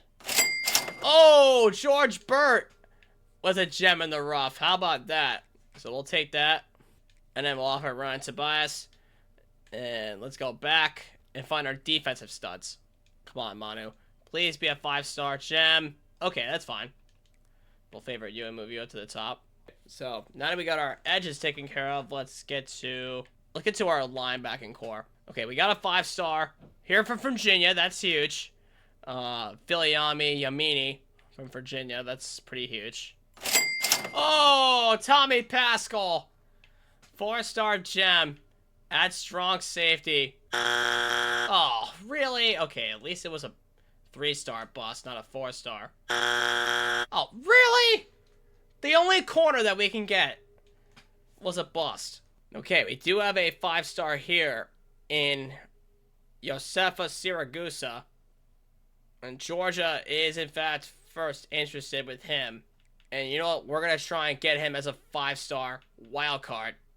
He is from Georgia, which counts for our side quest, but he can't fit in. You know what? We're just going to have to offer him.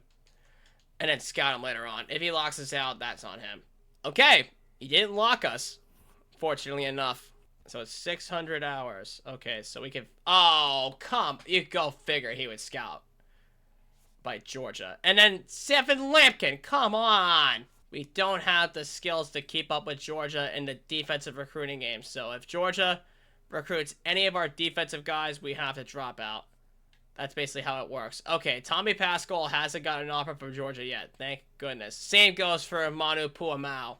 Perfect. And our 5-star Viliami Yamini here. Perfect. So I'm basically just administering friends and family to everybody, and then we're going to check our overviews to figure out if we have to give anything to anybody else, basically, to keep their interest intact, because if they get offered by anybody else, we have to increase their attention span, basically. We're going to be locked in going into our first game of the year against BYU. And it's going to be a big game, too. Okay, George Burt, come on. Not even that was enough for you as a 4-star gem? Come on. But everybody else is in first place, still. And then we got BYU, who won their Week 0 game. And we're going to lock in for this game against BYU. 12th ranked team in the nation. Doesn't faze me at all. Let's get into it. All right. Our first game of 2027 will be against BYU. So let's get cooking on offense. Let's see if it's Gio Lopez or Drake Lindsay at starting quarterback. So we're going to have a punt on their first drive. So let's see. It is going to be Gio Lopez alongside Caleb Hawkins. So let's see how this offense goes to work here, as Caleb Hawkins is not going to get out. Oh, come on, Gio. You got to take off. Get a block ahead of you. Oh, get off this man. Oh, I think, yeah, oh, like, that counts as a sack? Come on, I didn't even lose a yard. I got to the line of scrimmage. Does that still count as a sack? Oh, Jesus Christ. You know what? We're just going to dump it off on the hitch. He'll take 3rd down and 5. Oh, up the middle. Get a block. Gio Lopez. Run upfield. Slide. First down. All right, 3rd down. We're going to hope to hit the tight end, Connor Cox. He's going to be open. Just hold on to the football. Oh, and our guard is hurt. Now let's see if our kicker has the leg for a 50-yarder. But the winds are blowing 3 to the left side, but we'll see. Oh, yeah. He's got the leg. 50 yards. Right down the pipe. For a 3-0 lead. And our defense is going to hold. Beautiful. All right, so we are going to need Caleb Hawkins to shine here. Oh, he's got an open hole. Caleb Hawkins. Nice first down run. Holy shit. 58 yards? Come on. Tell me he has the leg for this. Tell me he has the leg. We're going to try it. Oh, my God. Oh, so close. Just short. We had the distance for it, but he was just short. Come on, get around him. That's Austin. First down. Okay, that's Evan Austin, our junior speedster. If we really want to use Caleb Hawkins to his full potential, he is a north-south receiver, so he is good with these Texas routes. As we're going to hit him upfield. Caleb Hawkins, use your burst of speed. Go all the way. Touchdown, Tar Heels. That's Caleb Hawkins' first touchdown as a Tar Heel. And we're going to beat up 10-0 on 12th ranked BYU. Wait a second. I want to adjust something. Adjust the play. We should just have Javarius Green on the fade here. We'll watch that safety. Right. Left side. Okay. I think he's got him. Javarius Green! Touchdown! Let's go, Tar Heels! Absolutely clutch throw there. Okay, if Evan Austin can get past the seam route, we're going to hit him here. And then we're just going to have Javarius Green run the post. We're going to work this adjustment. Okay, they set the corner on a blitz, which means we're going to have the tight end haul it in. Come on. Let's go, Connor Cox, finally. Okay, they're showing 6 down linemen, so if they drop the backers, I'm taking it. Yep, they dropped the backers. I'm taking it. Gio Lopez, just don't fumble. He's got another first down. Okay, yep, that's another run up for Gio Lopez. Oh, get off that man. Beautiful run back. We're just going to put Austin on the post to see if he can try to speed out the safety there. Wait, I think we may have him. Oh, he went aggressive. All right, 3rd down and 22. You got to get a block. Oh, you lost it. Pick it up, damn it. No, make the tackle, please. Thank you. Okay, we got the ball back to start the second half, so it's not like it's going to concern us. All right, that's Javarius Green. He's got an opening downfield. Get around him. Oh, my God. Oh, he's up to the 10. I really thought it was gone. Oh, he set the blitz with everybody. Get it off! And he got Javarius Green! What a throw under pressure by Gio Lopez. And you know what? If we're still up by so much, we'll put Drake Lindsay in for the rest of the game and let him get some reps in. Because why is the hell not? Oh, no, oh my God! You're telling me that's a tip drill pick. And he's gonna take this all the way. No. What the hell? Okay, please tackle him. No, come on, Caleb Hawkins. A freaking tip drill interception. And they got the 2-point conversion as well. Oh, which left the tight end open. That was a great adjustment. Oh, he got a block. Connor Cox, run on field. Oh, you're up to the 5. Oh, come on. Run him over, Caleb Hawkins. Oh, you're up to the 1. Oh, come on. Get up there. Yes! Caleb Hawkins, that's your first official rushing touchdown of the season. And we're going to be still up 31-8 going into the 4th quarter. So you know what? We should just go into the subs and sub in Drake Lindsay. And then we should sub in Davion Goss. Let the 2s work in. Because we're up by so much, we might as well just let them get some reps in. Alright, so here's Drake Lindsay's first look as a Tar Heel. So we're going to see how well he does here. He may not have the speed like Gio Lopez, but he should be more of a pocket passer. So that's what we're going to hopefully use him a lot more of. A lot of times.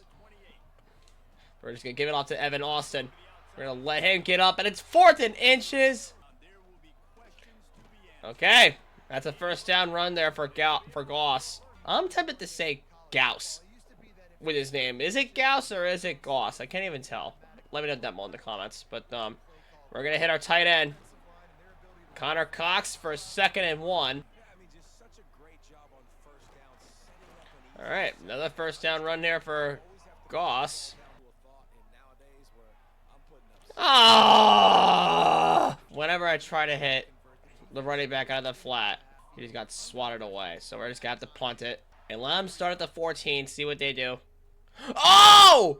Turnover! Absolutely big. We're starting at the 8, and we're gonna see if Darius Goss can get us in here, like he's done last year, and we're up to the 2. Run up, Goss! Oh, freaking Tate again. Oh, way to cut up field. That's going to be a touchdown for Davion Goss. And we're going to be up 38 to now 15 because they did score in the extra point.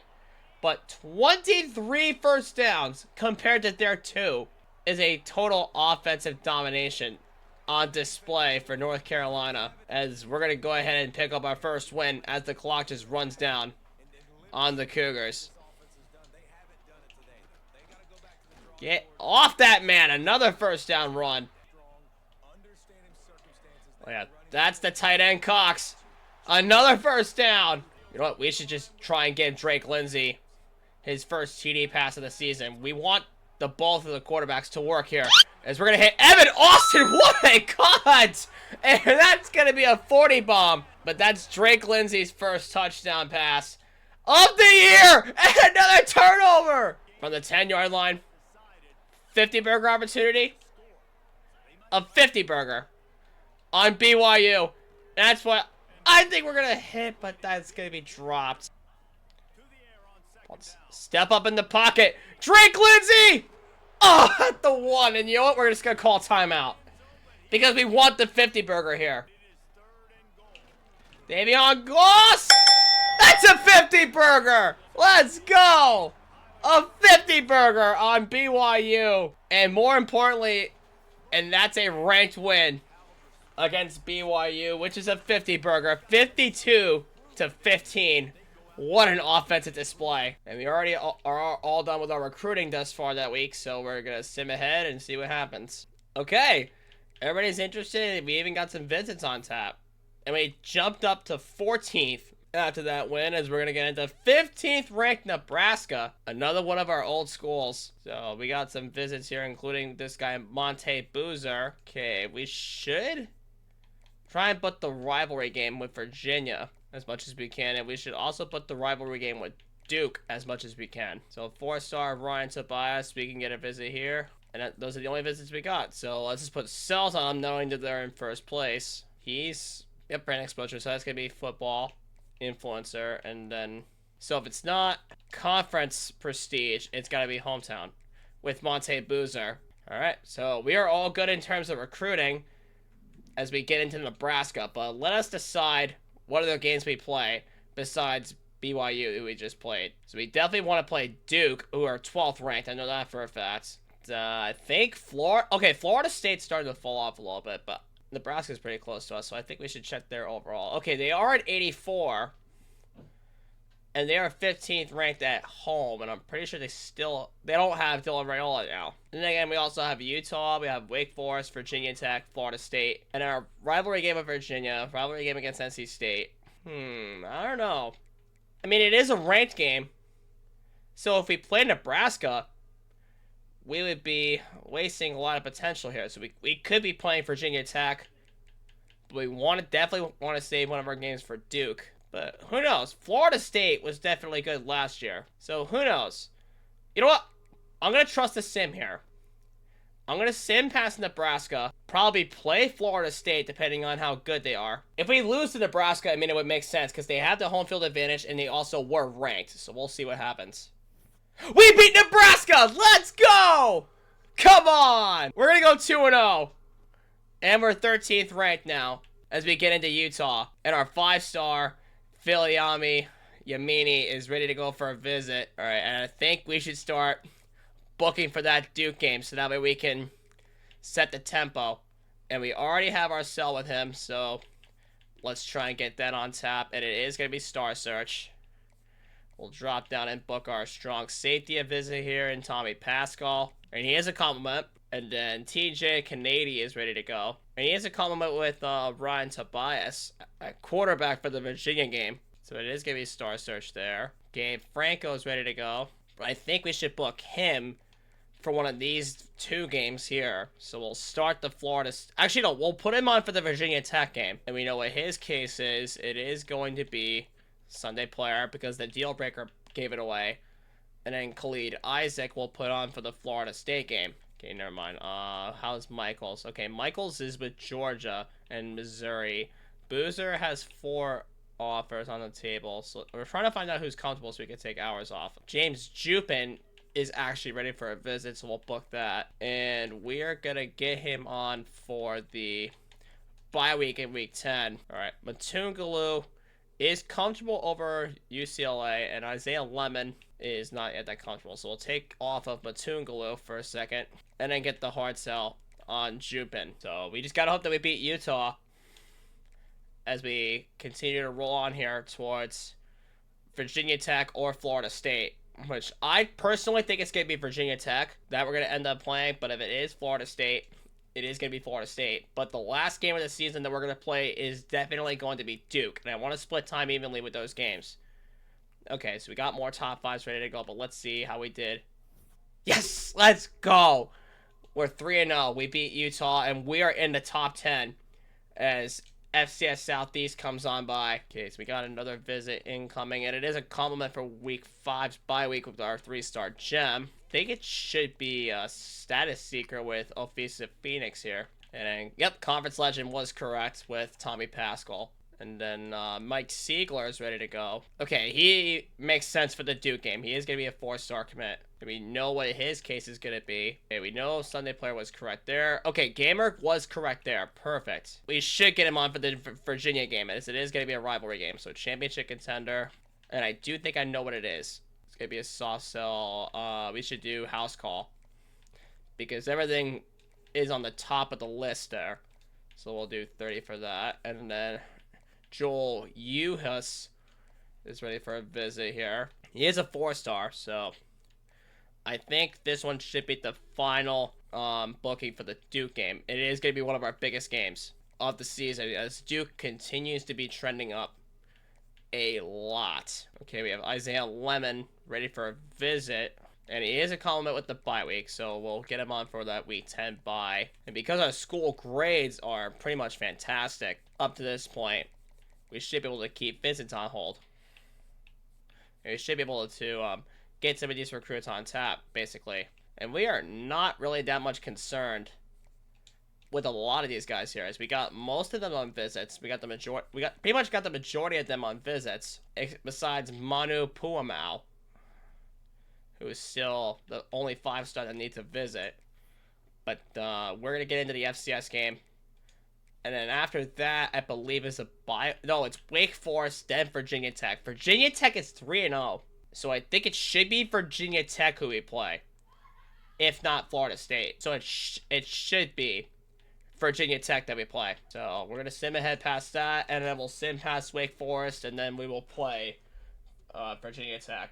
Okay, perfect. We beat the FCS team to go 9th ranked, and I'm pretty sure Duke either went up or lost and went down, but we'll see. It is going to be a rivalry week, however, with Wake Forest coming up, so it will be interesting to see. So the 5-star is ready to go, and he's a competitive. Okay, I think he'll be the final compliment with the bye week in week 10, so we know what his case is too. So it is going to be Sunday Player. Oh, Georgia Tech rose up on him. That's why. What are his grades on his cell? Okay, it's all A's. And his deal breaker is proximity to home. I mean, we at least know Status Seeker was correct on Offensive Phoenix here. Really, we just want to focus on converting soft cells into hards if we can. And we know Star Search was correct on TJ Kennedy, so we converted that one already. And then Franco needs to be converted.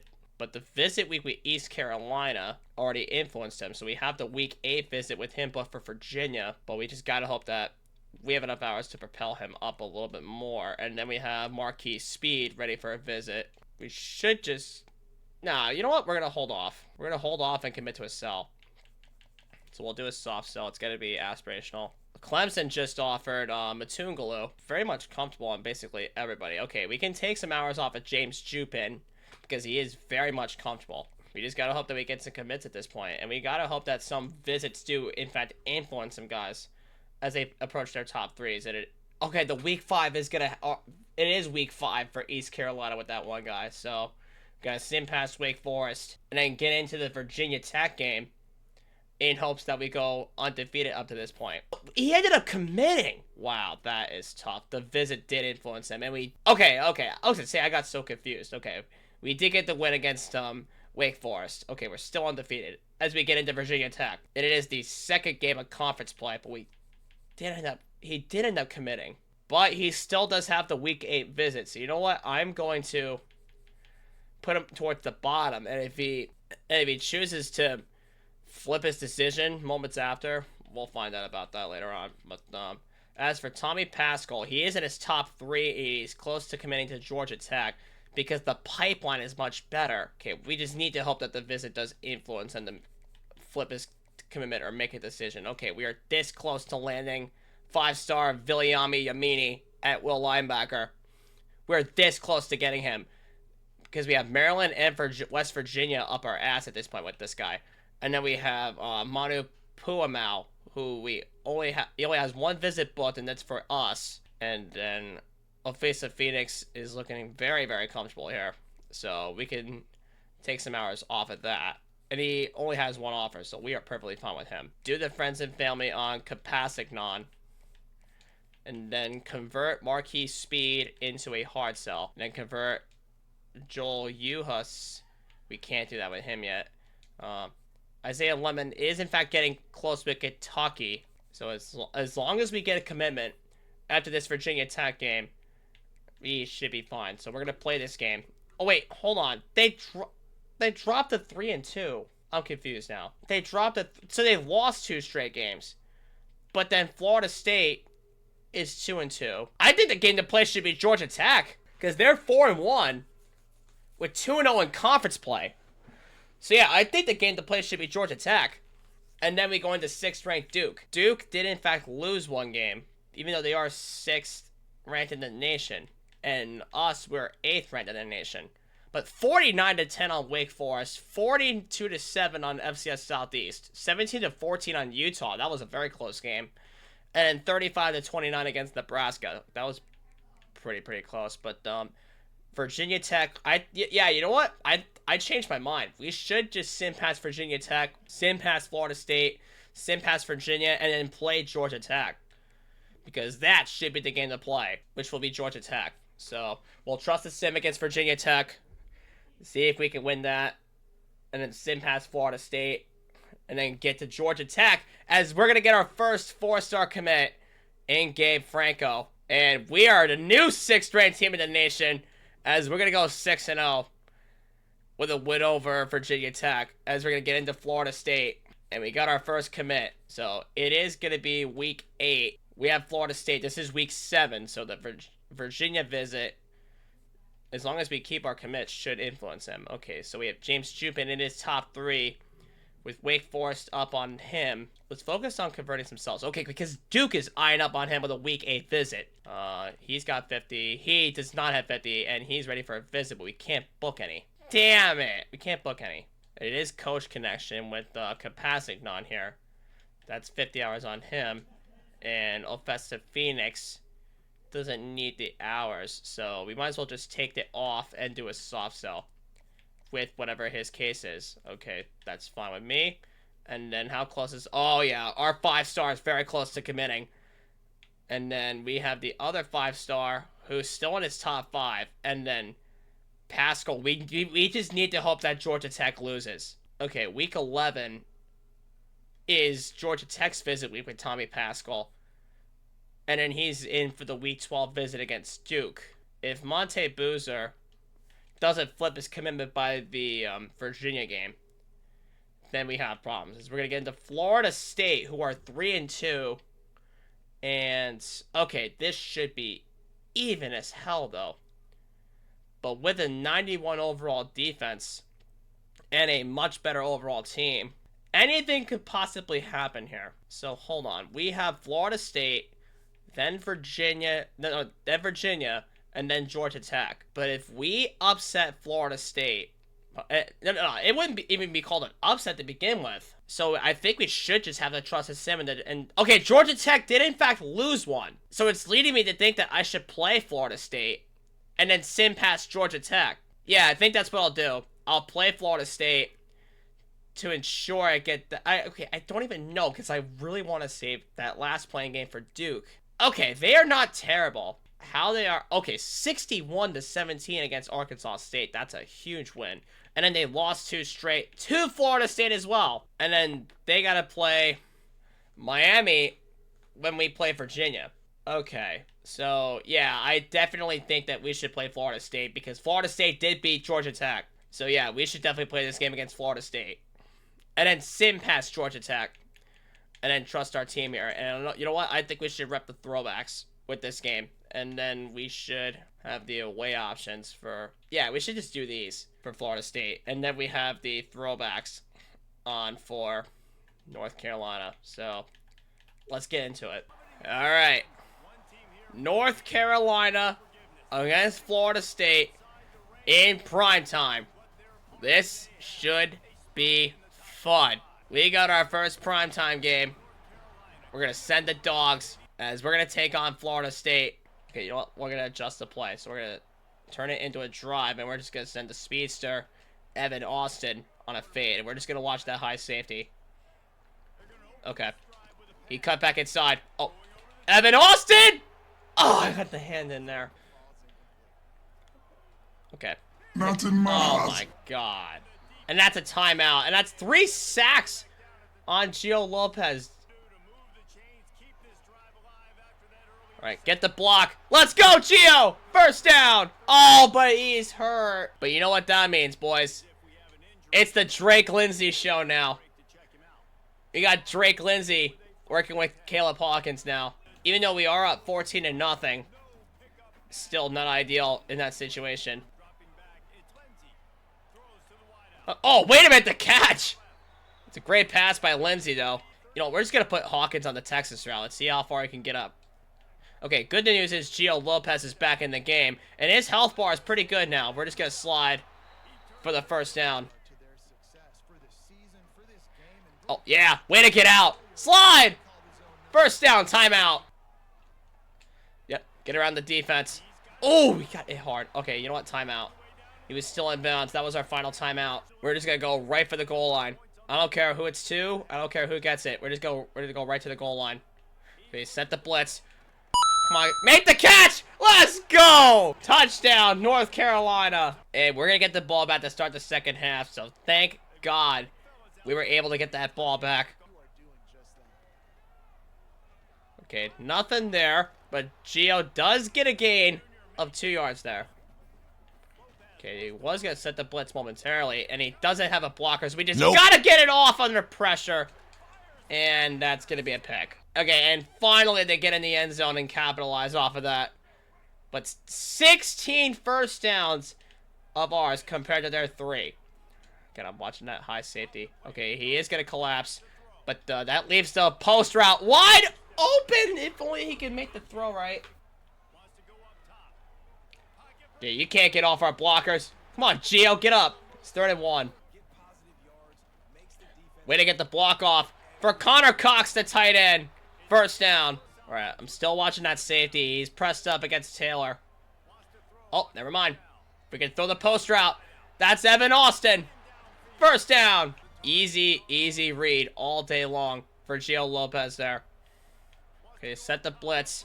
Oh, another tip drill pick! What the hell is this shit? Okay, thank God they kicked the field goal, but we can't let this be our downfall here. We were up 21-0 coming into the second half. We cannot let this be our downfall.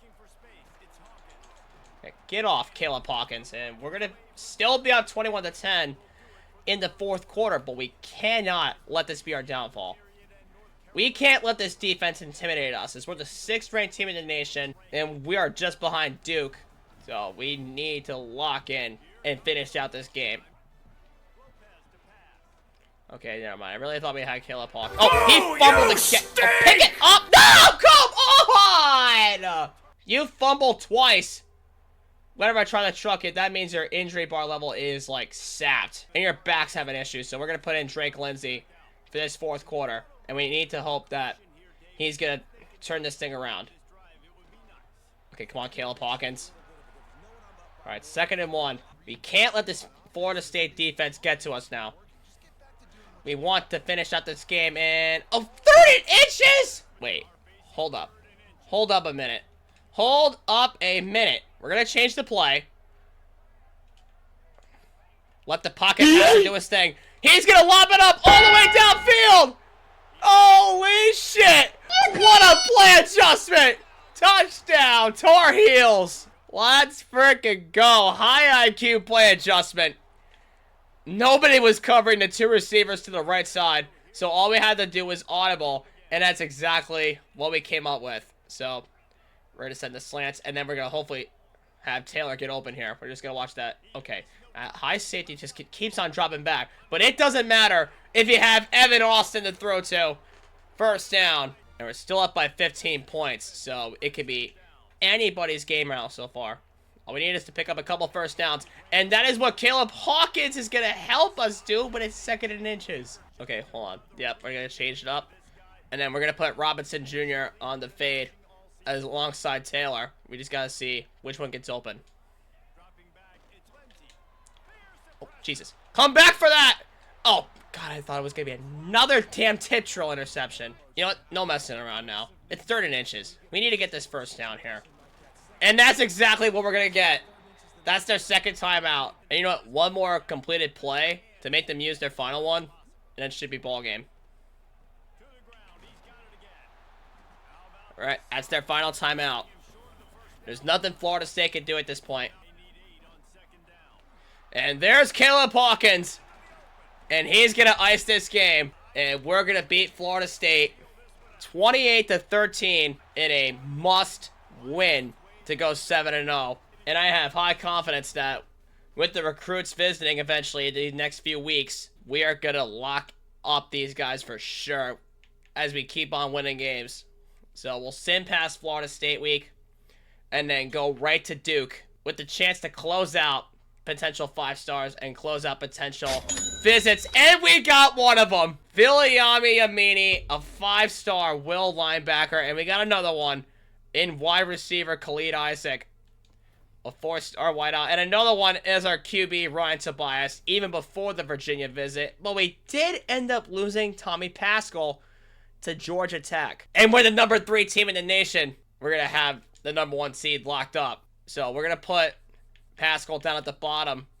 And who knows, he may change his mind by the week 8 visit against Virginia. If we destroy them, we're still going to have him locked, possibly. He may flip his commitment. So if nothing gets changed by week 8 or week 12, we got to drop these guys. And we're still getting ahead of Maryland and Michigan for Manu Puamau, our second 5-star. And we have 50 hours on basically everybody. But we just got to keep a watch of Monte Boozer by the end of this Virginia week. And we got to hope that we beat Virginia. Otherwise, there is going to be a problem. And we got another commitment. And it's TJ Kennedy. And another one in Emmanuel Michaels.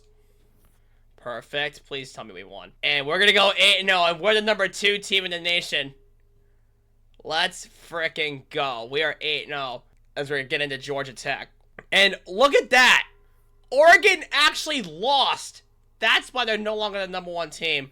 And who's the number 1 team now? It is going to be Texas. And we jumped up on Duke. So if we become the number 1 team in the nation, we got to keep a hold of that standard going into the college football playoff. And it'll probably be one of the quickest rebuilds we've ever done.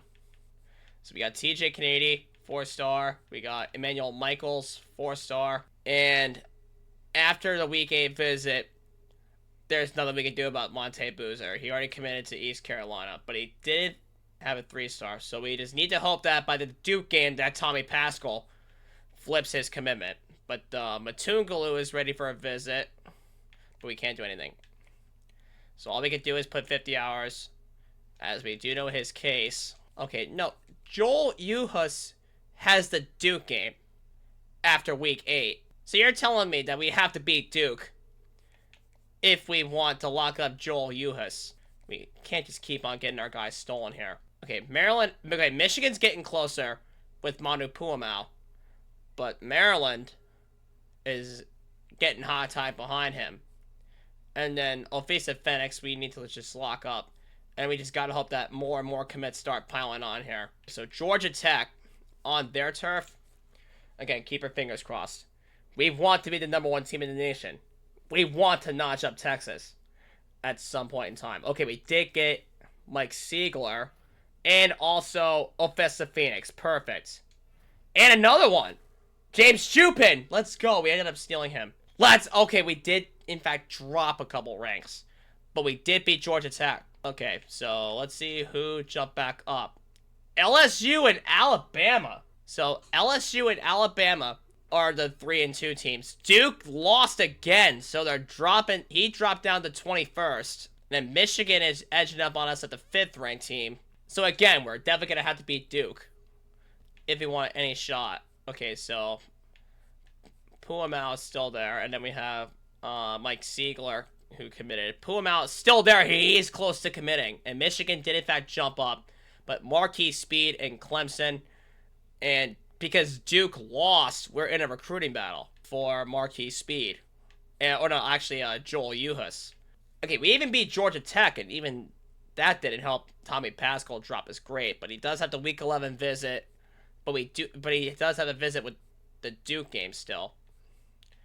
But who knows? Anything can happen. But I think with 300 hours, we should try and go after some 5 stars with open recruiting. So hold on. Do we have... Okay, everybody who committed is within our pipelines. But do we have any wildcards? No, we don't have any wildcards. So remember, we're allowed up to 3 wildcards per season. So we can search up a 5-star that we could possibly use. We have Manu Pulamau from Virginia. And then we could also get Kyle Donnell from California, who's a will linebacker that we could move over to Sam in the future from San Mateo, California. So you know what? Okay, but never mind. He has 4 offers, but he's still in open recruiting technically. So you know what? We're gonna take the shot on him. Okay, everybody else pretty much has 1 offer, but are all the corners really taken? Okay, there is. DeMarcus Cloud is in the top 8, but there's no competing with... Wait a second. We could have a chance to offer him. And he is considered a wild card because he is from Maryland. So we do have a possibility with the pipelines taking into effect, but Stanford is at the top of his board alongside LSU, Clemson, and Notre Dame. So we can take the shot at a 4-star corner. And we can also get a 4-star free safety also from California, but he is in his top 5 with 4 offers, so he's not someone who I'm willing to go after. Okay, this is a 4-star free safety with 2 offers who has open recruiting in DeMarco Fraser, so we actually can take the shot on him. He's going to be our last wild card. So you know what, we're just going to favorite our 3 wild cards here. And we're going to take the shots and scout each of them. Oh, we can't do it for DeMarco Frazier because he's a bust. Oh, my God. Okay, so you know what? We're going to have to offer these 2 guys here with scholarships. And we're just going to have to send the house on each of them in hope they don't flip their commitments, possibly. And we're going to put the 5-star at the top alongside Puamau. And then we have our 4-star DeMarcus Cloud up at the top here as one of our wild cards. We have 50 hours on everybody. We have 100 hours left. So you know what? We're just going to save them and keep a hold of them as we get into the bye week. And then after that, we'll probably look for one more wild card possibly. So we have a chance to look for somebody. And we did get a commitment, and it is our 5-star right edge, Manu Puamau. Welcome to the Tar Heels. And we also got George Capasignon.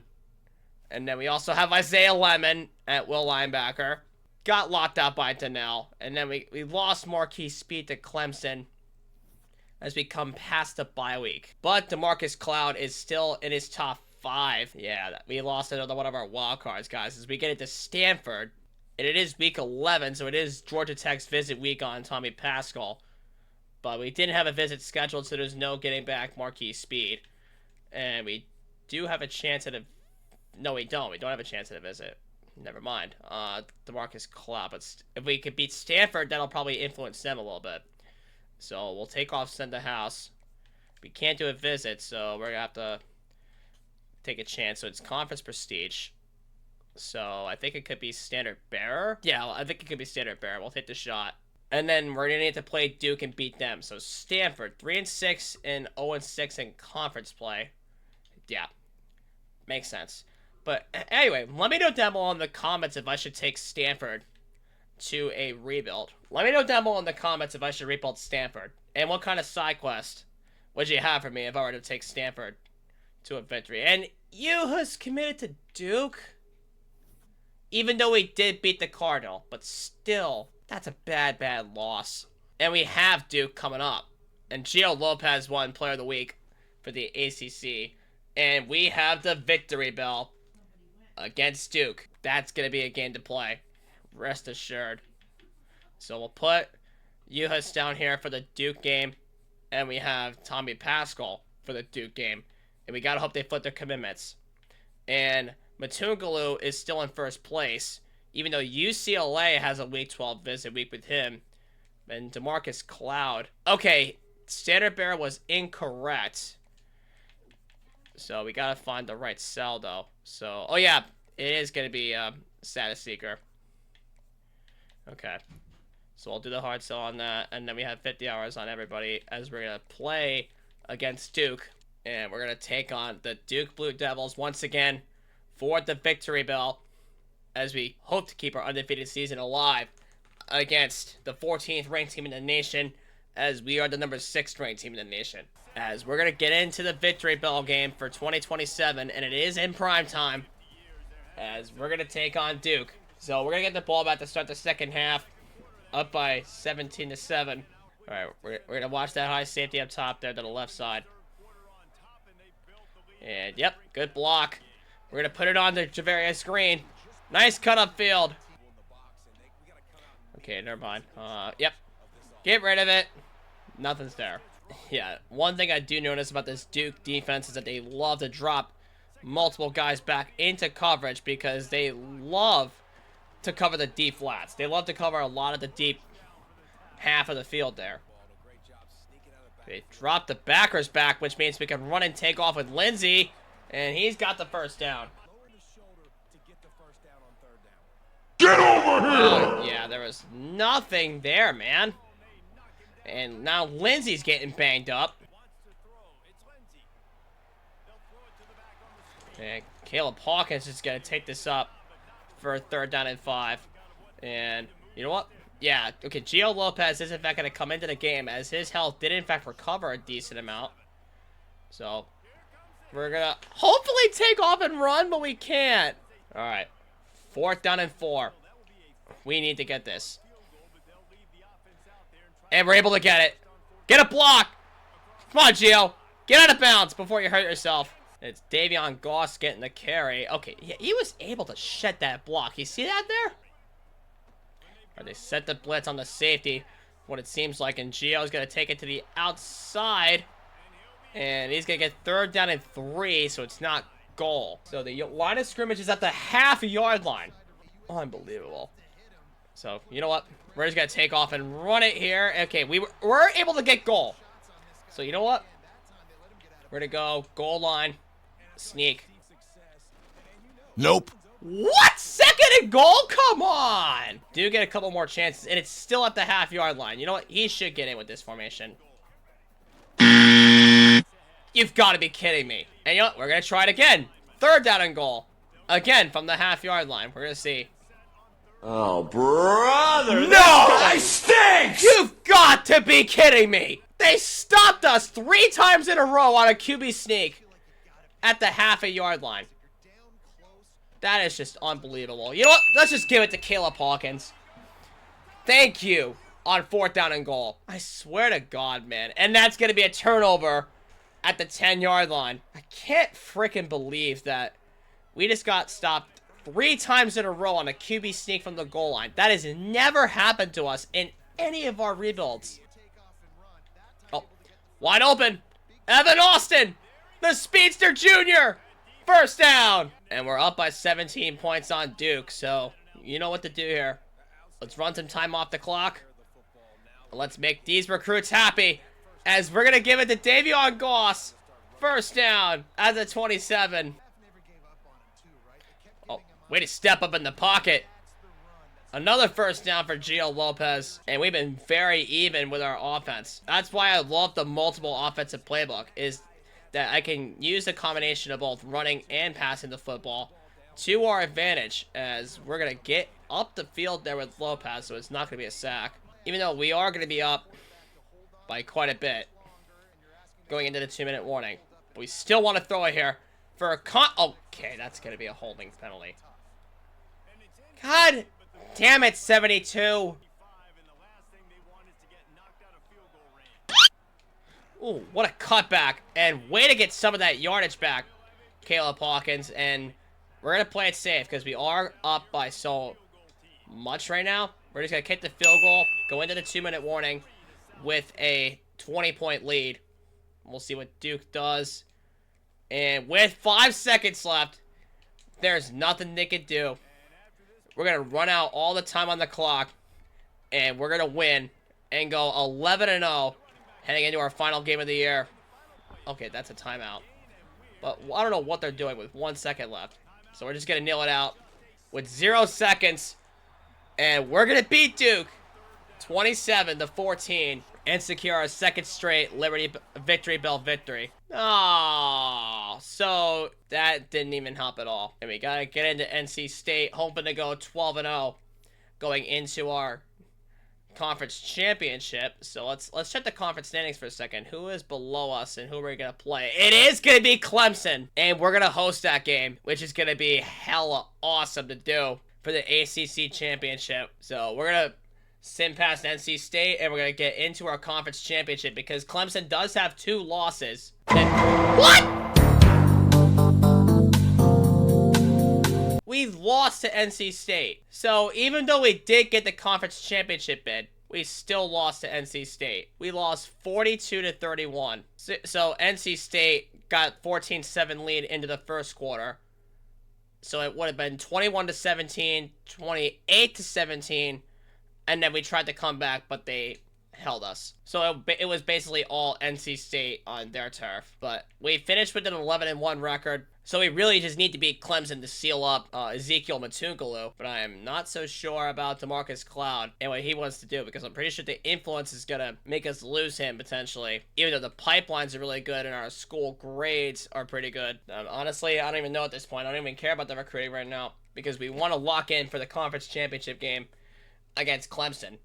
If we beat them, we'll be able to get him on lock. And yeah, we lost to Marcus Cloud, even though he did rise up in interest by only 1 slot. So we need to beat Clemson if we want to seal up Ezekiel Matungalu. We got to beat Clemson in the conference championship game. So and it is going to be a neutral site game too, as it is in Charlotte, North Carolina. So we don't need to fire any of our coaches. We're completely fine with all of our coaches. So if we win here and make Clemson go 10-3 in this very even game in the conference championship, we will seal up possibly a first-round bye in the college football playoff, unless there's some better team than us.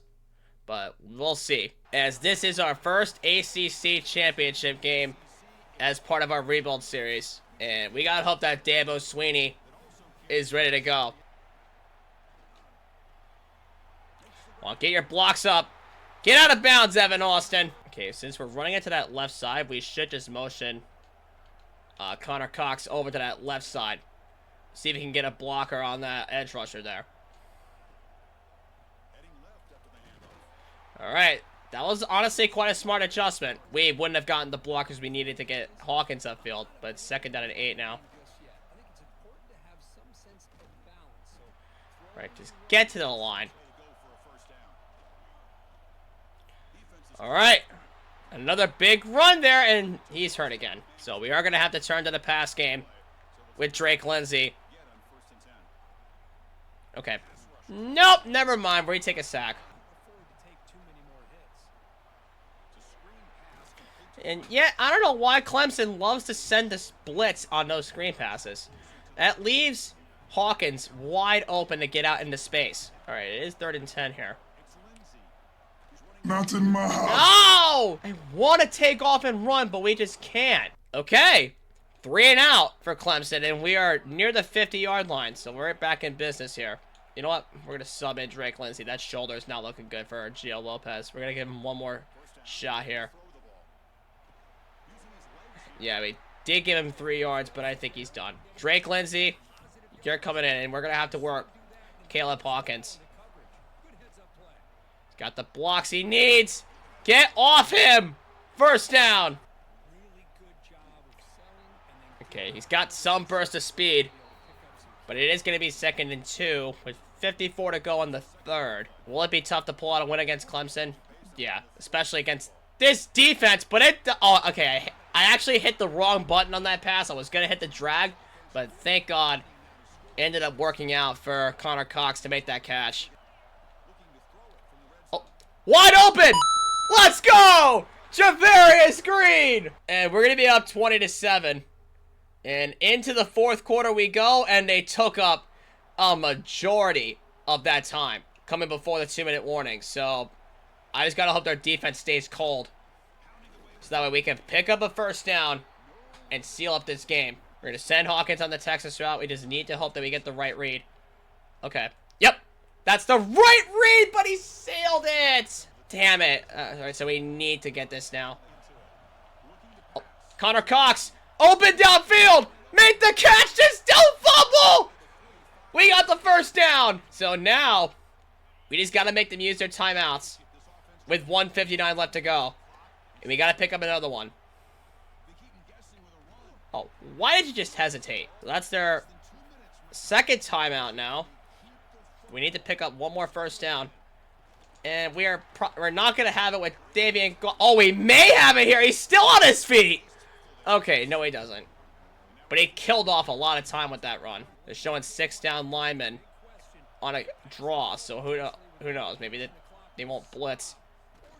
And they did blitz. And not an injury timeout. What the hell? Fan-frickin-tastic. Come on, D. Hold up. We held up! We're going to win the conference championship. Let's freaking go! Your 2027 North Carolina Tar Heels are ACC champions as we're going to seal up the ACC conference and start the road to the college football playoff. But there it is. ACC conference champions for the first time in our rebuild series thus far. And we're going to seal our fate. Hopefully in the college football playoff, and that victory still wasn't enough to get Matungalu to commit to us, and he still chose Clemson. And it looks like we're going to host Texas Tech before we get into the game against Texas in the Peach Bowl. So we need to be fresh, and we need to be locked in for that game. We have the 6th seed right now, and Austin Simmons from Ole Miss won the Heisman Trophy. And Caleb Hawkins won himself the Doak Walker Award for National Running Back of the Year. Congratulations to Caleb Hawkins. And yep, there it is. We're going to play Texas Tech and host it in Chapel Hill. So Texas Tech, who's also 11-2. And the path from what it looks like is that we have Texas Tech, then Texas, then the winner of Michigan and either Oregon or Florida in the next bowl game, which is probably going to be the Cotton Bowl or the Orange Bowl. And then we have the national championship in the Superdome. So this could be really fun here. We want to seal up a national championship and give Bill Belichick something to die for. And we're going to start building up our running backs. So we got ourselves Texas Tech, and we're going to host this in Chapel Hill in the first round of the college football playoff. So let's get her going. All right. It is going to be a daytime game inside Chapel Hill for the first round of the college football playoff.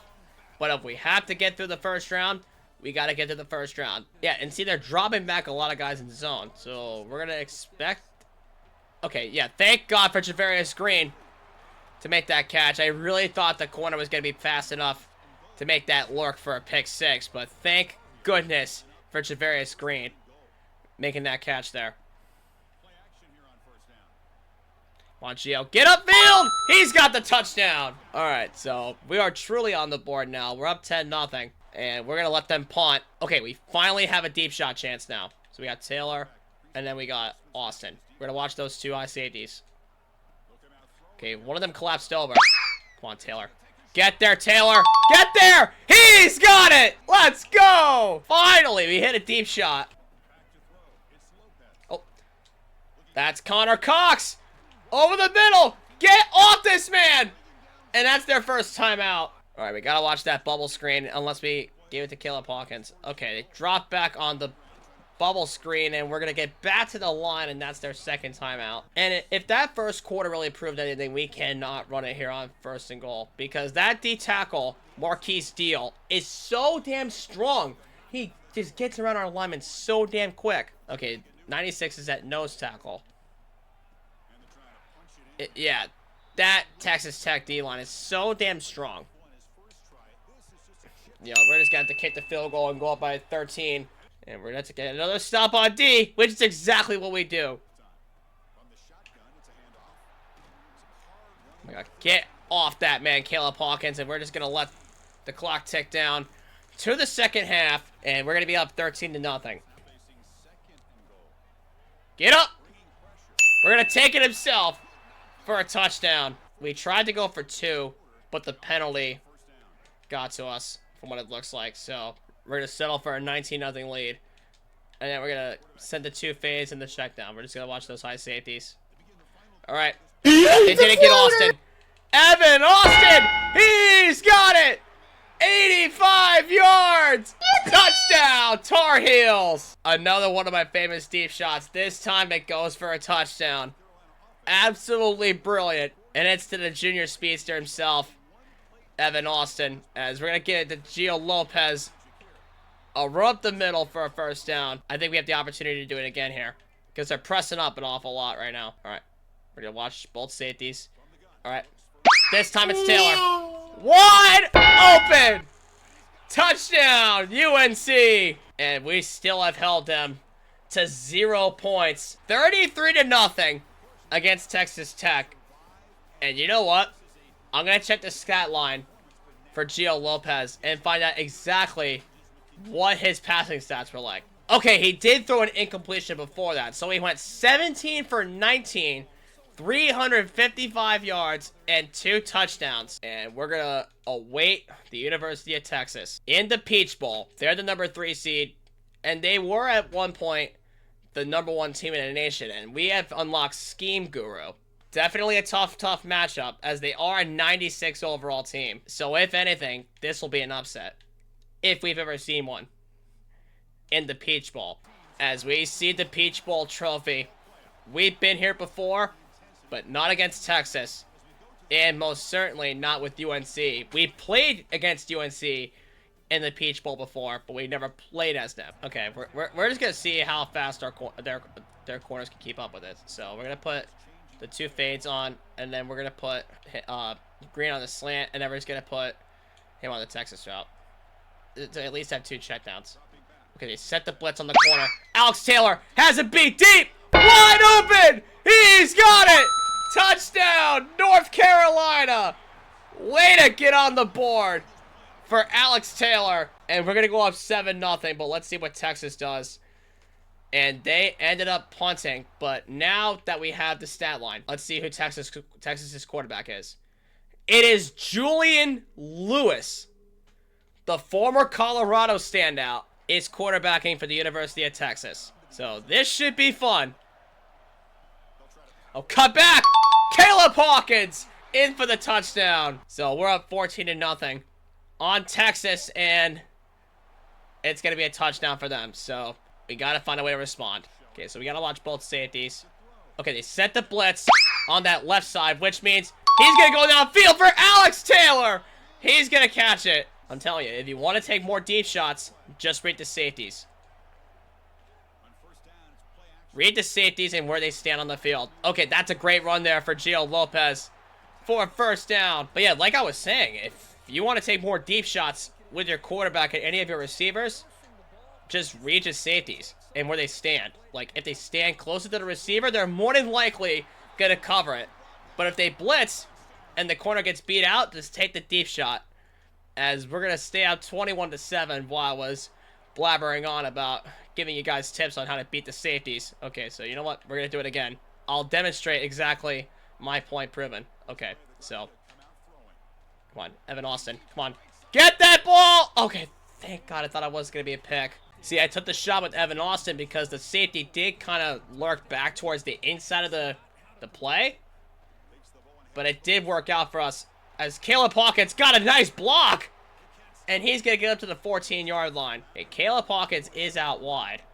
Okay, they set the blitz. And he is going to be a nice safety valve. And he's going to get in for the touchdown on the reach over. Way to work, Caleb Hawkins. And we're going to go up 28-7. Never mind, 28-14. Okay, yeah, we might as well punt it, but the ball comes out. Pick it! No! Come on! Why is nobody picking that ball up? And that's going to be a touchdown for them, and they're starting to storm back. Yeah, we cannot let the... Come on! Stop dropping back so shallow. Just drop back a little bit further so you can get open. Okay, thank God. Run him over, Caleb Hawkins. Okay, 3rd inches. Okay, wait. Nobody's covering Javarius Green. So we'll check to that. And then we'll send him deep. And then we'll also send Evan Austin deep. Oh, yeah. That is wide open. All the way. Celebrate, do your dance, touchdown. Okay, and they are gonna continue to be pesky. Like, this is unbelievable. Texas is gonna continue to be pesky. Like, our defense is somehow just faltering.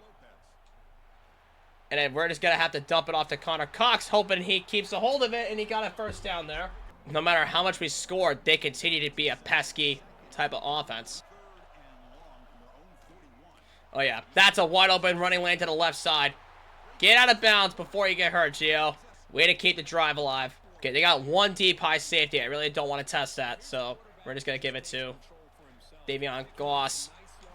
And we're going to run it down to the fourth quarter, where it's been a pesky game between the two of us. We're going to be up 35-28 going into the fourth quarter. And yeah, it's their passing game that's taken off at this point. But they've been very, very even. But our passing game has started to match theirs. Oh, nice cutback for Caleb Hawkins. That was a much-needed first down. Much, much needed. We're going to cancel out the play action and send the blitz. Oh, my! You've got to be kidding me. So you're telling me the middle linebacker just lurked on me and just made that pick. But luckily we got the ball back, so... Okay, thank God we got the ball off. And Caleb Hawkins is going to pick up a first down. Thank goodness. But God damn it, he made a sick read. Okay, you know what? We're just going to have to slants. We're going to motion out. They're still pressing up. We're just going to send them deep. And then we're going to have, nope. We're just going to send Green on the post. That time to check him deep. And then that high safety's going to collapse over on Taylor. So we're just going to keep the route there. Okay. We're going to hit the post for Alex Taylor.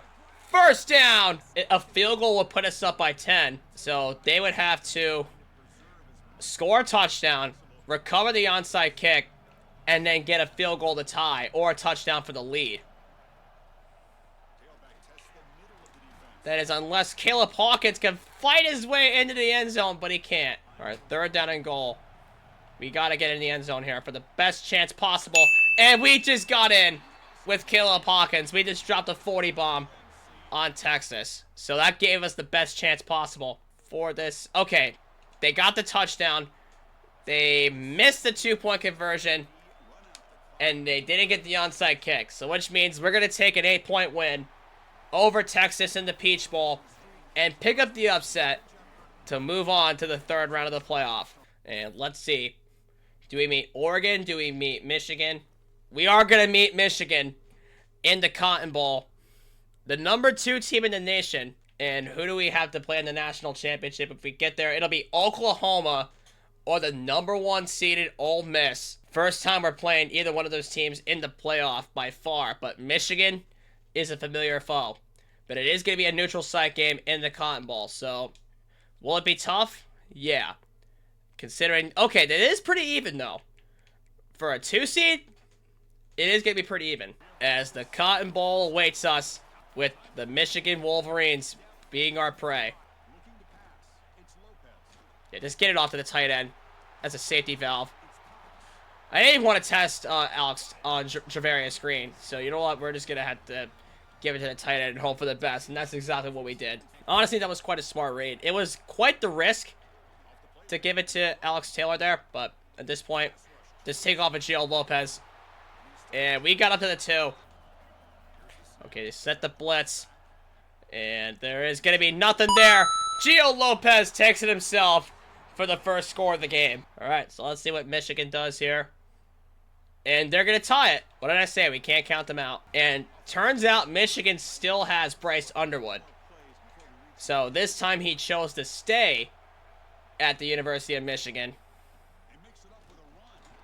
and continue his playing career for the Wolverines. So it is going to be tied at 7 coming out of the first quarter. Come on, Gio. Okay, we got 4th down and 3. But then again, I do not trust the defense, considering that they did in fact score on their second drive of the game. So we got to hope a hole for Gio Lopez does get open. Yep.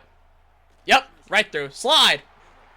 Make sure he doesn't get hurt. But we do want to get a little bit more upfield with Caleb Hawkins, so we're just going to hit the Texas route.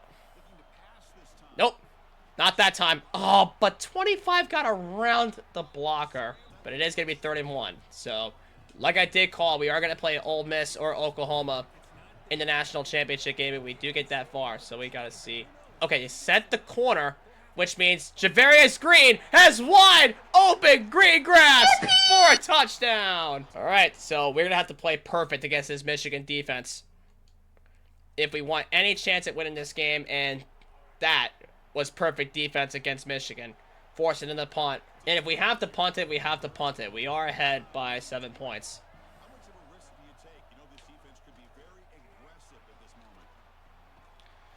All right, yeah, we're definitely going to have to punt.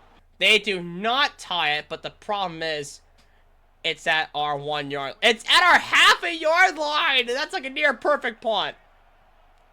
Boo! You stink! No! A goddamn safety. That was a perfect punt by their special teams unit, and it forced a safety.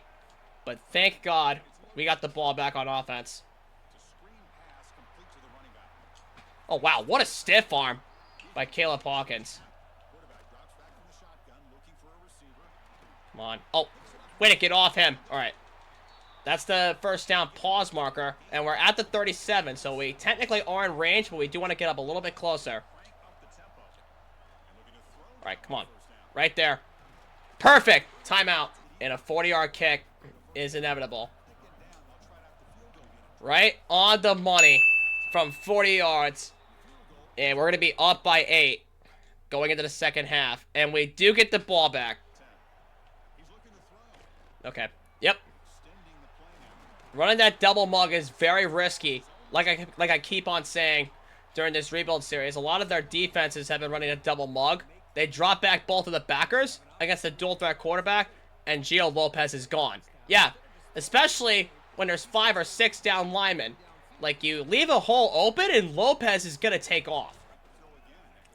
Okay, everything up the middle is open. Like, we could just run it with Gio Lopez for days. I swear, Michigan needs to understand that running it with Gio Lopez is working for us. They need to understand it somehow, some way. All right, yep, Texas route for Caleb Hawkins. Come on! Yes! We're going to be up 24-9. Oh, make that 24-16. Guys, Gio Lopez has been the MVP so far in this entire playoff, as long as he stays healthy. Okay, yeah, that's the outside. Shade on the corner there. But Gio Lopez again has an open running lane. That's his 12th rush for 131 yards today. This was definitely one of the best QBs I've ever used in my rebuild series in Gio Lopez. If you have a chance to rebuild North Carolina, use him to his full potential as a dual threat quarterback. Don't just pass it. Don't just run it. And finally he goes down after all that running. So now it's time for Drake Lindsay to check in, but Caleb Hawkins has the rep here. Alright. And he does not have the leg for whatever kick it's gonna be. So we're gonna have to go for it on 4th down. And the in's gonna be deeper if we go this way. They set the blitz, which means the in route's gonna be open. Javarius Green! Nice check down for a first down. That was huge. And Gio's back in the game. Oh, what a pancake block. Get behind your blocker, Caleb. First down. And let's take the clock down. Going into the 4th quarter. Up 24-16. Texas Tech wasn't much of an upset. It was actually a blowout. And not to mention as well, we're putting a beating on Michigan right now, as we're going to put up 31 points on them. It's pretty much ball game if we get the first down here, or even a couple first downs, since they do have all 3 of their timeouts. Still down by 15 points. Okay, we're going to change the play, and then we're going to send Taylor deep. I mean, Taylor is on outside shade. Oh, no, the safety dropped, but that means he's going to be open. Let's go. First down. Let's go. Beautiful run for Caleb Hawkins for another first down, and that's another timeout. If we get one more, that means it's ball game. Yep, that's it. We're going to move on to the national championship game, pending any crazy bullshit that happens later on. We're going to move on to the Natty. If we can pick up one more. Okay. Yeah, you know what? Let it tick down to the 2-minute warning. And I am going to make this decision now. But our next rebuild is between the University of Buffalo or Syracuse or the University of Maryland. So those three are on the table for my next rebuild. So I'm going to put up a poll after I post this video. So after you get done watching this video, I want you guys to vote on the poll in my community tab. So that way you guys can see who you guys want me to do for my next rebuild. So, and also drop your team down below in the comments, like always, alongside your side quests, as I want to take your teams to a national championship, just like I'm gonna do for the UNC Char Heels, as we're gonna move on to the Natty with a 31-16 win over the University of Michigan, and we're gonna play Oklahoma in the national championship game. So they did end up upsetting Ole Miss. And with the victory, we also unlocked the strategist coaching ability. We have not yet got the coach points to upgrade that yet, but the national championship game awaits us in the Superdome against the Oklahoma Sooners, which, again, should be very even, but we've done very well against everybody up to this point. So let's get rocking and rolling, and let's win us our first national championship in Division I football. And there you see the national championship trophy as we await the Oklahoma Sooners in the national championship game. We're going to do something that potentially Bill Belichick could never do for the UNC Tar Heels, and that's win them their first national championship, as we're going to get the ball first. We're just going to need some holes to open up, if I'm being honest. Yep, like that one. For Caleb Hawkins, the Doak Walker winner. First down. I don't know, we're going to have Hawkins get more vertical. We'll see what the... Okay, they set the blitz on everybody. That's the perfect read to go vertical here. Okay, they are much more spread out here. We just got to hope a hole opens up. Okay, set the blitz. And... yeah, just check it. Okay, he sailed that throw. That was not it. Okay. They only kicked the field goal. What's with these blitzes over the top? As we're going to hit Connor Cox up to the 49 for a first. And they have Keelan Russell as their starting quarterback. I just noticed that too. Okay, off play action. We're just going to have him run. Just don't get hurt now. All right, we got the first. We're going to go check down Charlie for Javarius Green. And we're past the 30. But it is going to be second down. Okay, we did cut back, but you know what? We're just going to let the clock tick down to the end of the first, and we're going to let the first play of the second quarter be potentially our third down conversion. And we are in field goal range, so we can tie the game if we have to. We just got to watch that second corner. Okay, set the blitz on everybody. That means Javarius Green's going to be open. That's a nice cut there. Okay, you know, nah, they got the safeties drop back. I'm not going to test that deep shot, though. Oh, my God, dude, what is our lineman doing? All right, Connor Cox. You know I love to hit my tight ends. Oh, Jesus, pressure from the right side. Oh, yeah. Just get rid of it. Yeah. Lots of blitzes by this defense, but it's not going to matter to us, as we're going to hit Javarius Green for the first score of our offensive game. So let's see. Okay. It definitely was a fumble there from what it looks like, but we're going to get started at their territory, and we're just going to take off a Geo. Let's go. We're up to the 8. Oh, jeez. Dangerous throw across the way. Okay, it was more aggressive. Do have goal to go, so if we have to, we can kick a field goal. Yep, right there. Javarius Green again! 14-3 UNC. And we'll see what they do once again, and they are going to punt again. Okay, I just need to watch that safety that's alongside Taylor. And then we're going to put Javarius Green on the post route. And then if we have to, we'll go check down Charlie on the Texas route. Okay, yeah, we'll go check down. Caleb Hawkins. Let's go.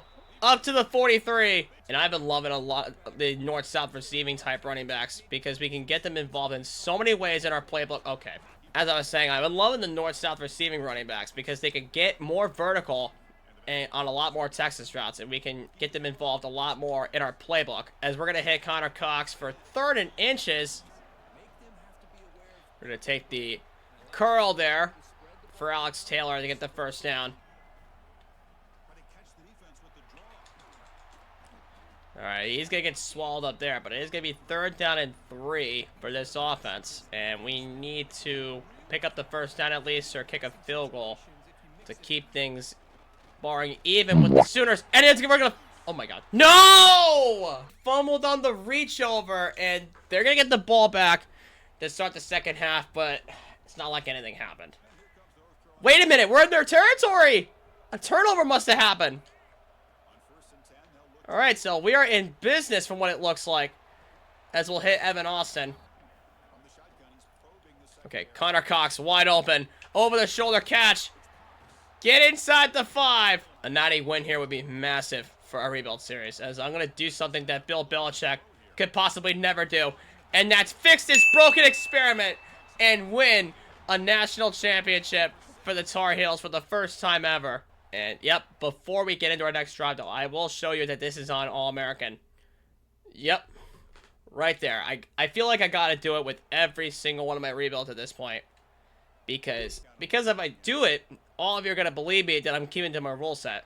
Which, I will say again, if I have to put the intro video to my rebuild series in the playlist, which I do have down below in the description, so you guys can go check out all my other rebuilds. If I do have to put the intro video, which has the rule set in there, I will. So that way you guys can see exactly what kind of rule set I'm getting myself into. Come on, dude. He was interfered with. Alright. Good thing we found Javarius Green. First down again. Guys, our offense has done such a great job all season long. And as soon as we picked up Caleb Hawkins, we knew right away that he was going to be a threat in the rushing game. So good thing we chose to get him.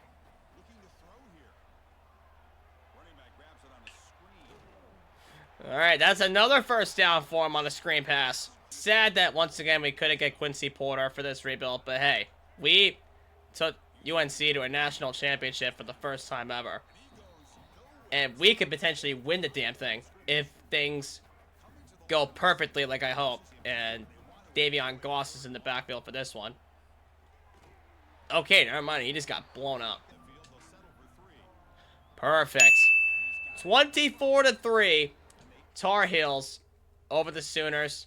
And, okay, they did score a touchdown. Possibly on the first play of the fourth quarter. But, honestly, that's fine with me. If we can keep our 14-point lead going out of the fourth quarter, we will be just fine. We are up by 14 points, though. We just gotta watch. Okay, they set the blitz. Yeah, run to the other side. Okay, yeah, 19 is so damn quick. That's Jacoby Johnson. He's so damn fast. Yeah, it makes sense why we're punting this ball here. All right, we're back. We bat them up to the 33. Okay, 2:51 left. Now's the time where they start using their timeouts. All right, Davion Goss has a first down. Oh, no, not an injury timeout. That's not what we needed. We need them to use their actual timeouts. All right. Oh, come on. Not more injuries. I get it. It's on their side, but, like, we don't want that. We want them to use their actual timeouts. Okay, there we go. That's their second timeout. And we are definitely not in range for this kicker, so we can't let up anything. We got to pick up a first. And we do just that. Oh, come on. Dude, everybody's getting hurt. Their injuries, our injuries. It's costing us this game. It's literally making us throw this game. All right, and that's Eason, our third string, making the run there, and that's their final timeout. All right, so we'll run it one more time, and then we'll go through the 2-minute warning as we get ready for 3rd down and 6, and we're going to need to pick this first down up. Otherwise, our national championship will become uncertain. But good news is we are in field goal range. So if we get up a little bit further, we'll make our kick much more manageable. That way we can go up 27-10 and basically secure the national championship. Alright, so we got up to the 30, which means our field goal is much more manageable. This is for the Natty. For the Natty! We got it! 27-10! So guess what? It doesn't matter what they do. We're gonna kneel this clock out. And for the first time ever, the North Carolina Tar Heels are national champions in college football. We've officially fixed the broken experiment, and we did something that not even the greatest coach of all time could ever do in 5 seasons. We're gonna beat Oklahoma in the national championship 27-17 and secure the Tar Heels' first championship in college football. And there you see our tight end, Connor Cox, handing it off to our coach, who will raise it high and proud. And you'll love to see it. There's our Tar Heel mascot out to celebrate. And the player of the game, of course, is our trusty weapon at quarterback, Gio Lopez. And you know what? Because of his performance, I cannot wait to see where he ends up going in the NFL draft, if he does go. Same goes for Caleb Hawkins. Same goes for pretty much anybody. But because of the national championship victory, we're definitely going to have a lot of draftees. So yeah, Caleb Hawkins goes in the 2nd round of the draft. Philatel Satuala went in the 2nd round as well as a free safety. Taylor Wine went in the 3rd round. Adepoju Adebawore went in the 3rd round. Chris Cole went in the 4th round. Tommy Kinsler went in the 5th round. And Gio Lopez ended up going in the 6th round. And Davion Goss went into the 6th round as well. So in total, we had 8 draftees after this national championship winning season. And we finished out as a 4-star prestige and an 89 overall and ACC reigning conference champions. So that's going to do it for the UNC rebuild. I hope you guys enjoyed.